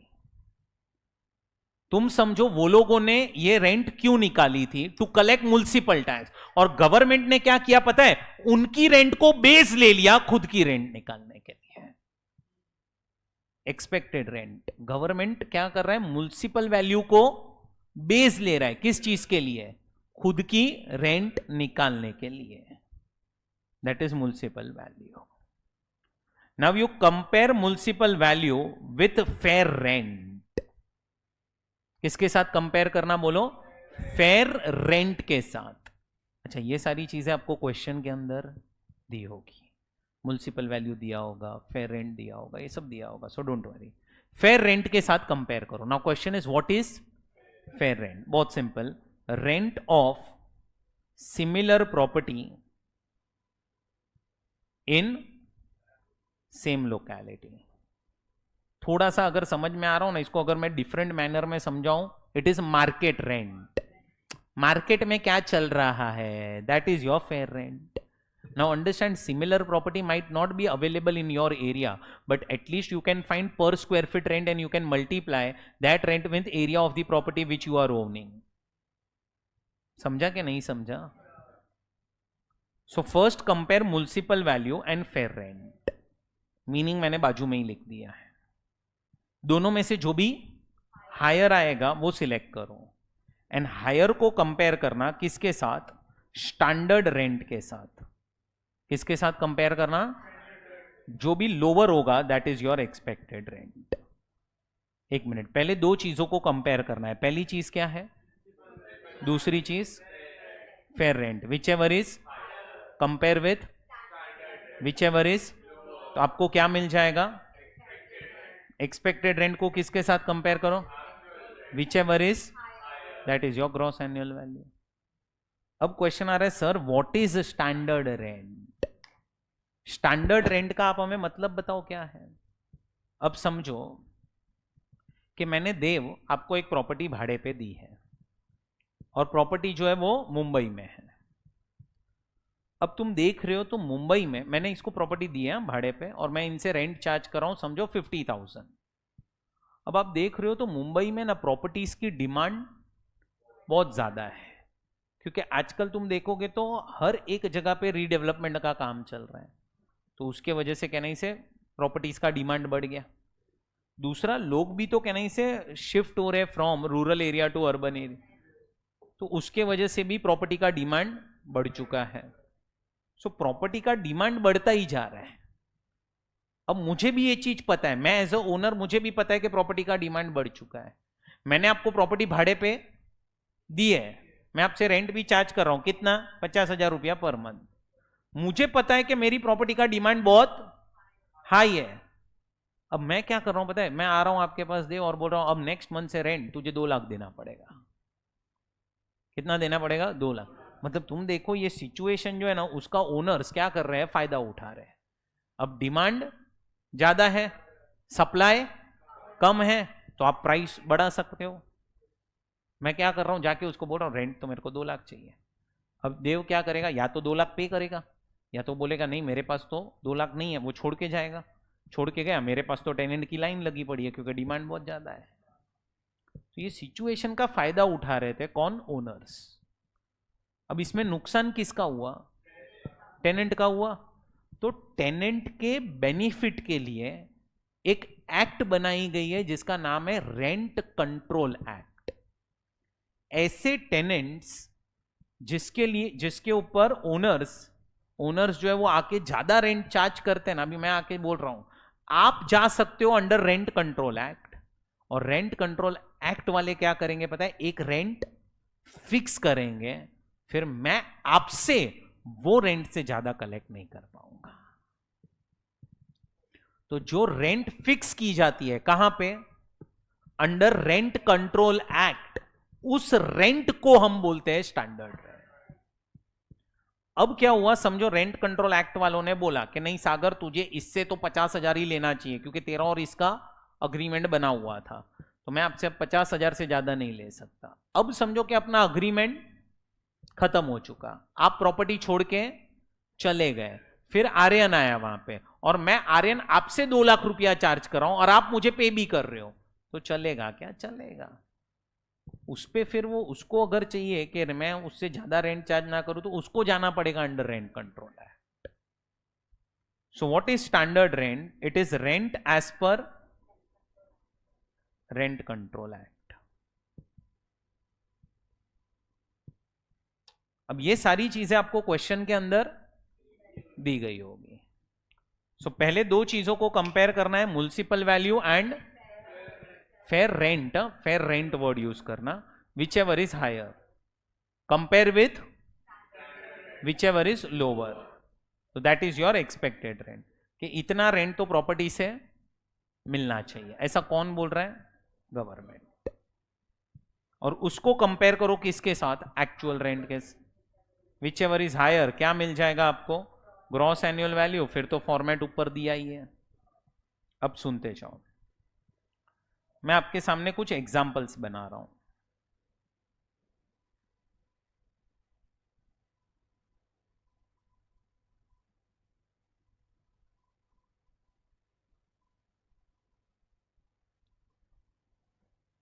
समझो कि आपका जो एक्सपेक्टेड रेंट है, एक्सपेक्टेड रेंट केस 1 वो है 1,15,000 एंड आपका जो एक्चुअल रेंट है वो है 10,000 रुपीज पर मंथ। मैंने आपको पहला ही एक्सपेक्टेड दे दिया है, मतलब मैंने आपको 3 चीजों को कंपेयर करके ही दे दिया है, municipal value, fair rent, standard rent, तीनों मिला के 1,15,000 का अमाउंट आया है, हायर लोअर करके। अब आप मुझे बताओ what will be your gross annual value in this case. वो पूरा पूरा साल का है, हाँ पर एनम, पर एनम, वो पर एनम है रे, तो ही तो इतना बड़ा फिगर होगा ना, और ये 10,000 पर मंथ है, तो what will be your GAV, हाँ अमाउंट, अमाउंट 1,20,000। चलो उसके बाद समझो एक्सपेक्टेड रेंट इज 1,25,000, मतलब पूरा साल अगर आपकी प्रॉपर्टी भाड़े पे गई तो 1,25,000 मिलना चाहिए, आपको मिला है 10,000 रुपया per month, 1,25,000 is your GAV. Perfect, दोनों केस क्लियर। चलो अब क्या करना है, अब आपको यही स्टेप्स के अंदर कुछ चीजें और एक्सप्लेन कर रहा हूं। अब आपको यहां से माइनस करना है, माइनस क्या, अनरियलाइज्ड रेंट, क्या माइनस करना है, इफ एनी, अगर है तो। अब अनरियलाइज रेंट का मतलब क्या, तो अनरियलाइज रेंट का मतलब है ऐसी रेंट जो आपको मिलने वाली ही नहीं है, मतलब अकाउंटिंग टर्म में अगर हम उसको बोले ना, accounting term, it is bad debt, पैसा आने वाला ही नहीं है, वो आपको माइनस कर दो। क्योंकि देखो आप यहां पे कौन सी रेंट लोगे पता है, जितनी रेंट ड्यू हो चुकी है, क्योंकि मैंने आपको थोड़ी देर पहले ही पढ़ाया कि आपको रेंट पे टैक्स लगेगा ऑन ड्यू बेसिस, तो आपके समझो पूरे साल की रेंट यहां पे आ गई जो ड्यू होने वाली थी, बट अब सामने वाला तो उसमें से समझो 50,000 नहीं देने वाला है, तो माइनस करो, वो देने वाला ही नहीं है, इट इज अनरियलाइज्ड, मतलब बैड डेप्ट हो चुका है, गया पैसा, भूल जाओ, तो वो माइनस कर देना है। तो अब देखो,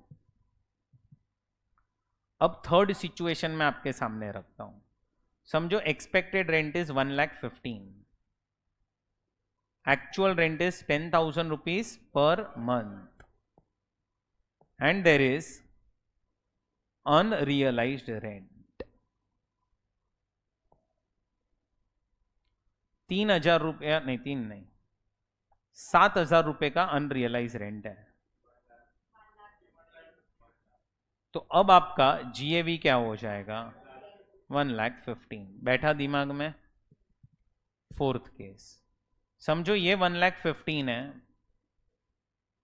ये है 10,000 रुपीज पर मंथ, और ये है 3,000 रुपीज, 1,17,000।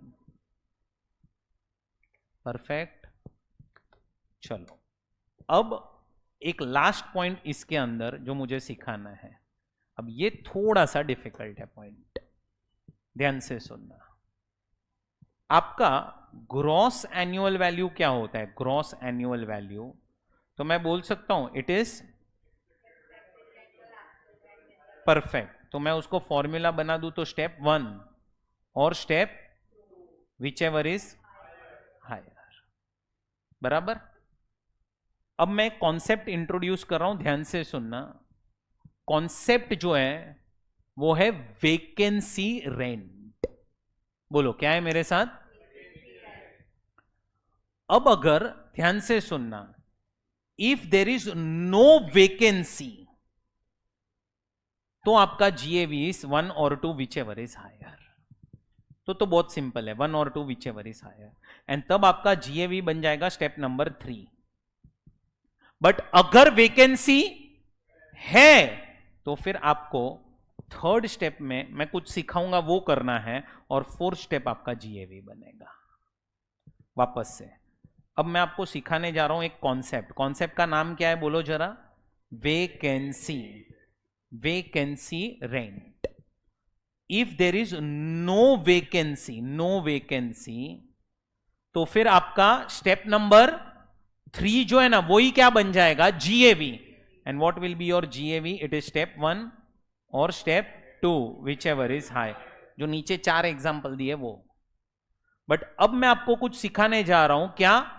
वेकेंसी का कॉन्सेप्ट। बोलो क्या सिखाने जा रहा हूं? वेकेंसी का कॉन्सेप्ट। अब वेकेंसी अगर आया थोड़ी बहुत चीजें चेंज हो जाएगी। सर ये वेकेंसी का मतलब क्या, वो तो बताओ हमें।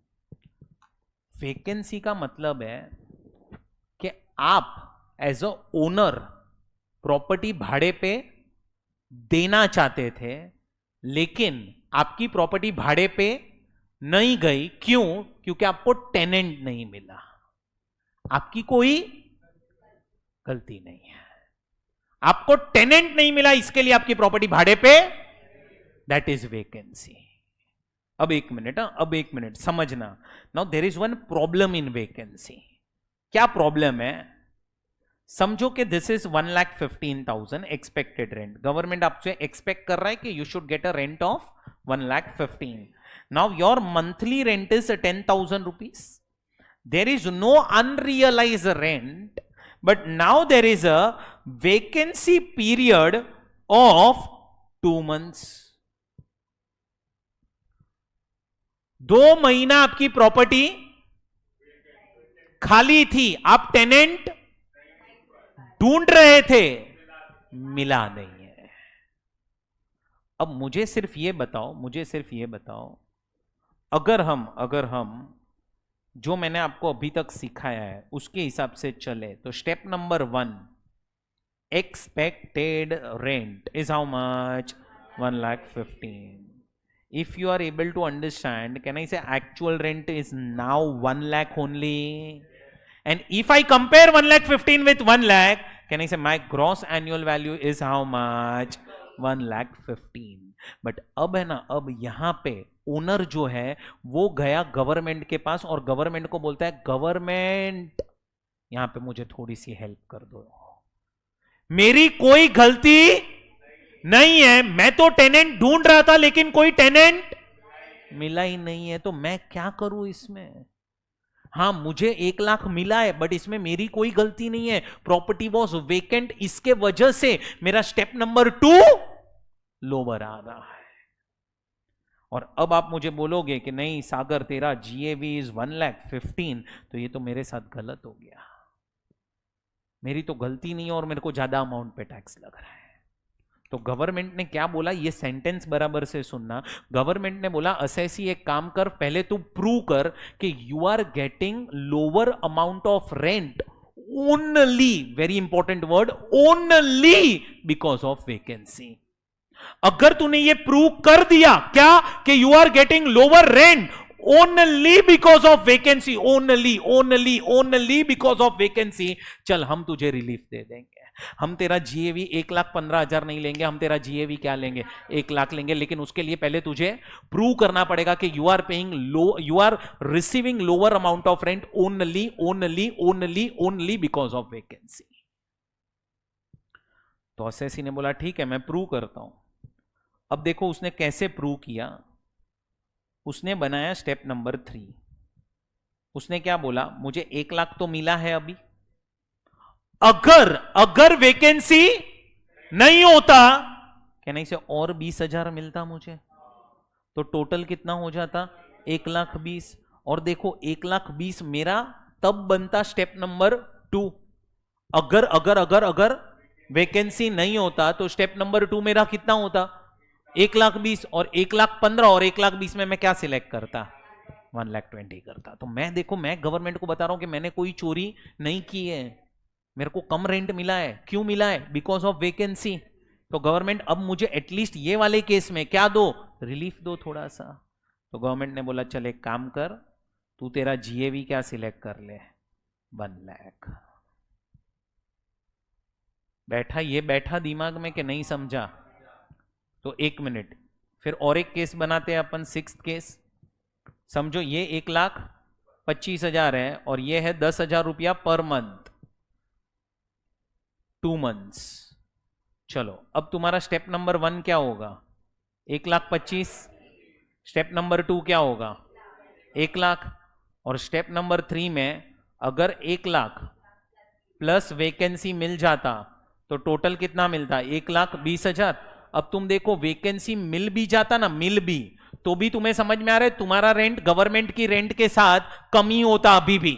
मतलब you are getting lower amount of rent, one of the reason is vacancy, but that is not the only reason. Now we will not give any relief and now your GAV is equal to 1,25,000। तो इसका मतलब अब देखो मैं थोड़ा formula point of view से पढ़ा रहा हूं। स्टेप नंबर 3 यहां पे आएगा, उसमें आप क्या करोगे, जो भी आपकी स्टेप नंबर 2 में रेंट होगी उसमें वैकेंसी रेंट को ऐड करोगे। अब अगर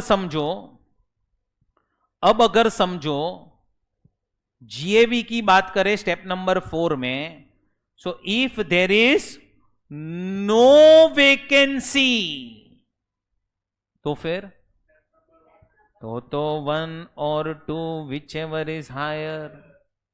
बट इफ देर इज,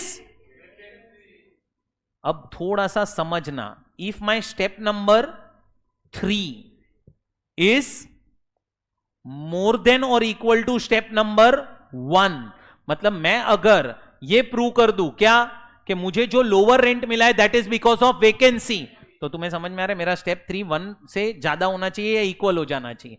तो फिर मुझे स्टेप नंबर 2 में जो अमाउंट था ना that will be my GAV, अरे जो एक्चुअल रेंट था। And if step number, then step 1 is your GAV. कभी भी स्टेप 3 जीएवी नहीं बनेगा। स्टेप 3 में तो अपन सिर्फ प्रूव कर रहा है कि we are getting lower rent only because of vacancy. समझा कि नहीं समझा। यहां से जीएवी आया और जीएवी को ऊपर लेके गया और क्या माइनस किया, municipal tax paid by owner, NAV deduction 24A 24B, final answer आ गया। बोलो समझा। कुछ भी डाउट हो तो पहले पूछो यहां तक। अब आ रहा है second part, SOP, self occupied property. Self occupied मतलब क्या, आप वो प्रॉपर्टी में खुद रह रहे हो। अब खुद रह रहे हो ना, तो तुम समझो this property is not an income generating property, एक पैसा थोड़ी आएगा कहीं से। बट गवर्नमेंट ने आपको बोला है चल हम तुझे तो भी एक बेनिफिट देते हैं। बेनिफिट क्या, ध्यान से सुनना। बट यस, गवर्नमेंट ने प्रोविजन थोड़ा सा स्मार्टली बनाया। इन्होंने क्या किया पता है, बोला है कि अगर तुम्हारे पास सेल्फ ऑक्यूपाइड प्रॉपर्टी है ना, तो उसका NAV हो जाएगा निल। इन्होंने फॉर्मेट स्टार्ट यहां से किया, यहां से ये फॉर्मेट स्टार्ट यहां से किया। तो अब समझो आपका घर है जिधर आप रहते हो, that is a self occupied property. अब मेरा पॉइंट क्या है पता है, क्या वो प्रॉपर्टी का तुम्हें म्युनिसिपल टैक्स भरना पड़ेगा? Municipal tax 100% yes. और तुम्हें समझ में आना चाहिए, एसओपी में म्युनिसिपल टैक्स भरा, उसका तुम्हें कोई बेनिफिट नहीं मिलेगा। क्यों? क्योंकि फॉर्मेट इन्होंने स्टार्ट एनएवी से किया है, एनएवी के ऊपर आता है म्युनिसिपल टैक्स। तो गवर्नमेंट ने ये प्रोविजन बहुत ही स्मार्टली बनाया कि भाई स्टार्ट एनएवी से करो। अच्छा, वो लोग अगर ये बोलते ना जीएवी नील, तो तुम्हें समझ में आ रहा है, म्युनिसिपल टैक्स हम माइनस करते तो एनएवी नेगेटिव आता अपना। वो लोग ने ऐसा नहीं किया, उन्होंने क्या बोला, एनएवी नील। तो अब तुम्हें कोई पूछे कि सेल्फ ऑक्यूपाइड प्रॉपर्टी का क्या म्युनिसिपल टैक्स भरना पड़ता है, तो आंसर इज यस। क्या उसका कोई बेनिफिट मिलेगा? Answer is no. तो अब एनएवी के बाद फॉर्मेट में बचा क्या? बचा क्या? डिडक्शन। उसमें भी थोड़ा दिमाग चला, 24A गया बिकॉज इट इज 30% ऑफ, तो वो तो जीरो हो गया। बचा क्या? 24B। क्या? Interest on loan. अब थोड़ा दिमाग चलाओ, अगर लोन नहीं है तो आंसर निल, अगर है तो नेगेटिव। एसओपी में कभी भी आंसर पॉजिटिव नहीं आ सकता। अच्छा, एसओपी में अपना फायदा है कि गवर्नमेंट का फायदा है? सोच के, अपना फायदा के गवर्नमेंट का? एसओपी अपना फायदा हुआ। कैसे? नेगेटिव आया आंसर, नेगेटिव आया तो अपन क्या करेगा? दूसरी इनकम के सामने सेट ऑफ करेगा। तो ये तो अपना फायदा है उल्टे का। इसमें तो गवर्नमेंट का तो नुकसान ही है ना, गवर्नमेंट को एसओपी के वजह से टैक्स कम मिलेगा। नहीं समझा आप लोगों को? समझा अब है ना? हाँ,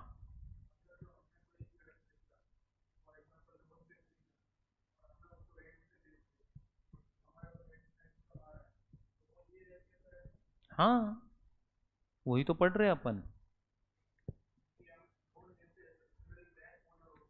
नहीं नहीं नहीं नहीं नहीं, रेंट आपको आएगा, बैंक तो इंटरेस्ट लेगा ना आपसे। अब सुनो, अब देव, समझो आपके पास 5 घर है, 5, और पांचों के पांचों घर आपने सेल्फ ऑक्यूपाई रखे हैं। पांचों के पांचों घर, एक घर में 2 महीना रहते हो, फिर दूसरे घर में 3 महीना, फिर एक घर में 2 महीना, ऐसे करके 5 घर है और पांचों के पांचों क्या रखे आपने? Self occupy. अब तुम देखो यहां पे ना, देव जो है ना उसके पास पैसा बहुत है, देव को पैसों की कमी नहीं है। अब ये क्या कर रहा है, पांचों के पांचों घर सेल्फ ऑक्यूपाई रख रहा है। अभी भाड़े पे दिया, भाड़ा आएगा, टैक्स भरना पड़ेगा। बुरा छोड़ो यार, सब घर को सेल्फ ऑक्यूपाई डिक्लेयर किया। अब तुम समझो इसमें नुकसान किसका हुआ? तो इसमें तो यार नहीं, तेरा कैसे नुकसान हुआ यार, तेरा तो फायदा ही हुआ ना। अरे एसओपी रखा मैडम, तो उसकी तो इनकम तो आई नहीं ना, negative negative negative negative income आई, सबके सामने सेट ऑफ करता बैठेगा ये तो। अरे मैडम, अब पर मैं बोल रहा हूँ ना, पैसा बहुत है, वो सब छोड़ो ना, आप टैक्स पर्सपेक्टिव से सोचो।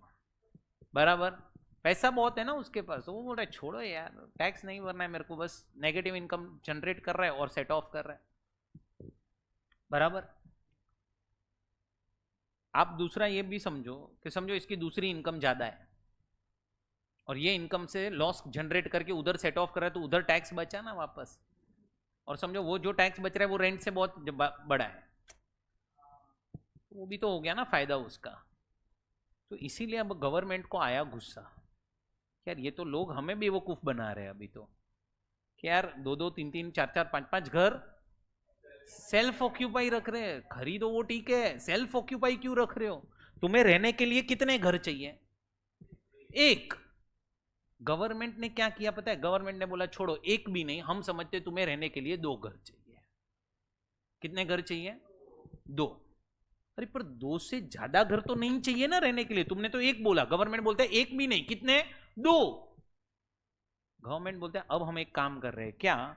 अगर कोई भी पर्सन 2 से ज्यादा घर क्या रखेगा, हम बाकी घर को मान लेंगे deem to be let out. Let out है, हम मान रहे हैं कि वो लेट आउट है। मतलब अगर देव आपके पास कितने घर है? 5, तो 5 में से कितने घर पे आप एसओपी के प्रोविजंस लगा सकते हो? 2, बाकी के 3 घर क्या हो जाएंगे? डीएलओपी। और deem to be let out का मतलब क्या? कहने से ये इसका फॉर्मेट क्या होगा?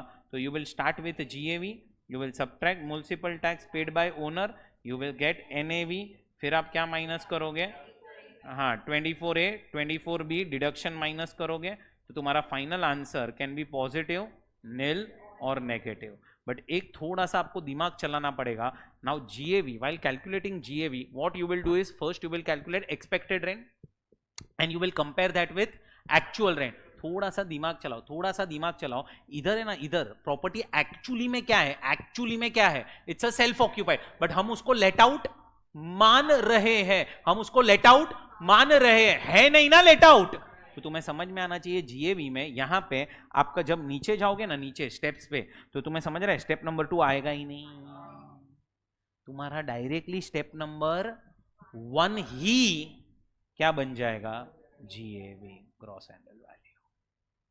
और जब तुम इन सब चीजों को ऐड करते हो, ये तीनों आंसर्स को, एलओपी, डीएलओपी एंड एसओपी, ये होता है इनकम फ्रॉम हाउस प्रॉपर्टी। गया भेजे में। सो ये आपका इनकम फ्रॉम हाउस प्रॉपर्टी। एक लास्ट पॉइंट और फिर आप सारी चीजें कॉपी कर लो। एसओपी में आपको ये इंटरेस्ट माइनस करने मिला, ये एडवांटेज है आपके लिए कि डिसएडवांटेज? ये एडवांटेज है ना आपके लिए। Now this advantage you will not get under section 115 BAC। मतलब आपको याद है अपन ने फर्स्ट लेक्चर या second, optional and default, default tax regime में आपको ये नहीं मिलेगा। मतलब तुम्हें समझ में आ रहा है, अगर डिफॉल्ट टैक्स रेजिम की बात करें तो उसमें एसओपी का फाइनल आंसर हमेशा नील आएगा। एक मिनट, गलती मत करना, क्या डिफॉल्ट टैक्स रेजिम में एलओपी और डीएलओपी में इंटरेस्ट मिलेगा? Interest, answer is yes. सिर्फ सिर्फ सिर्फ सिर्फ सिर्फ एसओपी में नहीं मिलेगा। आप याद करो, मैंने आपको डिफॉल्ट टैक्स रेजिम पढ़ाते वक्त सिखाया था कि आपके हाथ से कुछ बेनिफिट्स छीन लिए जाते हैं। पहला बेनिफिट जो आपके हाथ से छीन लिया गया है। क्लियर? ये आपका फॉर्मेट खत्म हुआ। Section number 23 computational provision, 3 parts है, उसको छोड़ दो अभी। ऊपर जो लिखा है, let out, self occupied, deem to be let out, gross annual value minus municipal tax, net annual value, deductions, 24A 24B income from let out property. Self occupied property में देखो NAV nil, deductions 24B, interest on loan not allowed under section 115 BAC, loss from house property. And इधर gross annual value, municipal tax, NAV, standard deduction, interest on loan, income from deemed to be let out property. Now how to calculate gross annual value? इसको हमने नाम दिया है annual lettable value के बदले expected rent। कैसे मिलेगा expected rent? municipal value fair rent higher of municipal value fair rent, standard rent, and what will be your expected rent? It will be lower of C and D. Step number 2, rent for the period property was let out minus unrealized rent. Step number 3, step 2 plus vacancy rent. Step 4, in case there is no vacancy, so 1 or 2 whichever is higher. In case there is vacancy, then step number 3 is more than or equal to step number 1, then step number 2 is your GAV. If 3 is less than 1, then 1 is your municipal tax। जो है ना municipal tax is allowed as deduction on payment basis if paid by owner। अच्छा, अभी आपका घर पे देखना वो ड्रेनेज सिस्टम जो होता है ना, ड्रेनेज सिस्टम, उसके लिए भी हमसे वो लोग एक टैक्स लेते हैं। ड्रेनेज टैक्स करके हम बोलते हैं, that is also part of municipal tax, और वो भी आपको माइनस करने मिलेगा। एंड यहाँ पे चाहिए तो अपन एक सी पॉइंट और बना लेते हैं, क्या? Municipal tax is some percentages of municipal value. अच्छा, what is municipal value? Rent of property as per local authority, rent of similar property in same locality, बराबर ना? and this is rent as per,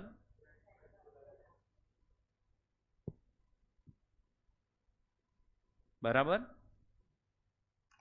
कभी भी question में municipal value ना दिया हो, fair rent ना दिया हो, स्टैंडर्ड रेंट ना दिया हो, don't write zero, not applicable. नहीं तो सोचो स्टैंडर्ड रेंट नहीं दिया, आपने जीरो लिखा, लोअर सिलेक्ट करते वक्त जीरो आ जाएगा, फिर एक्सपेक्टेड रेंट थोड़ी जीरो होगा, फिर जीरो नहीं, क्या लिखने का? Perfect, not applicable. समझा इतना? पक्का भेजे में गया है। बहुत कुछ है अभी डिस्कशन के लिए, बट अभी के लिए इतना बस। पहले आप लोग चार्जिंग सेक्शन लिख लेंगे ये वाला, फिर आप लोग ये फॉर्मेट लिखोगे। अच्छा, तुम्हें समझ रहे हैं? यहाँ पे your gross annual value will be expected rent only. कहाँ पे? डीएलओपी में। ये प्रॉपर्टी एक्चुअली में क्या है? एक्चुअली में एसओपी है, हम उसको लेट आउट मान रहे हैं। फिर अपन ये लिख लेंगे फॉर्मेट, नोट 1 नोट 2 लिखेंगे, और फिर मैंने जो ये 6 एग्जाम्पल्स दिए ना, ये कॉपी करते हैं और फिर घर जाते हैं। ठीक है, चलो। हेडिंग दो, इनकम फ्रॉम हाउस प्रॉपर्टी।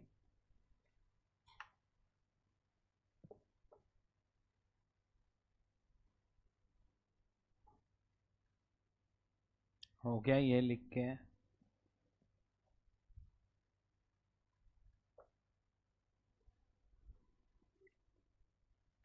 ये कुछ लिखना मत, 23, रुक जाओ, मैं बोलूँगा तभी लिख। पहले वो लास्ट पॉइंट लिखो, 4th पॉइंट।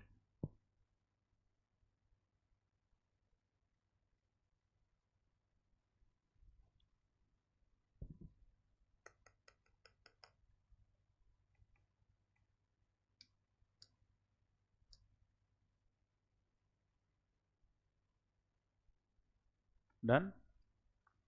अब है ना,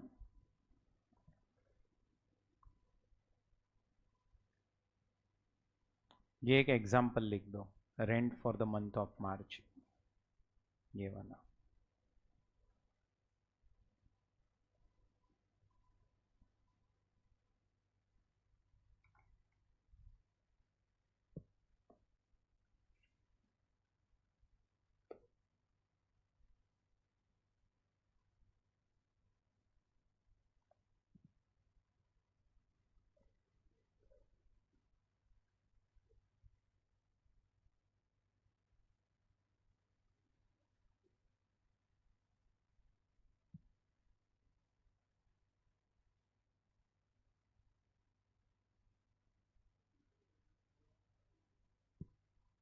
चलो यहाँ पे ध्यान दो अभी। हेडिंग दो सेक्शन 23 कंप्यूटेशनल प्रोविजन, दो हेडिंग। Section 23 computational provision.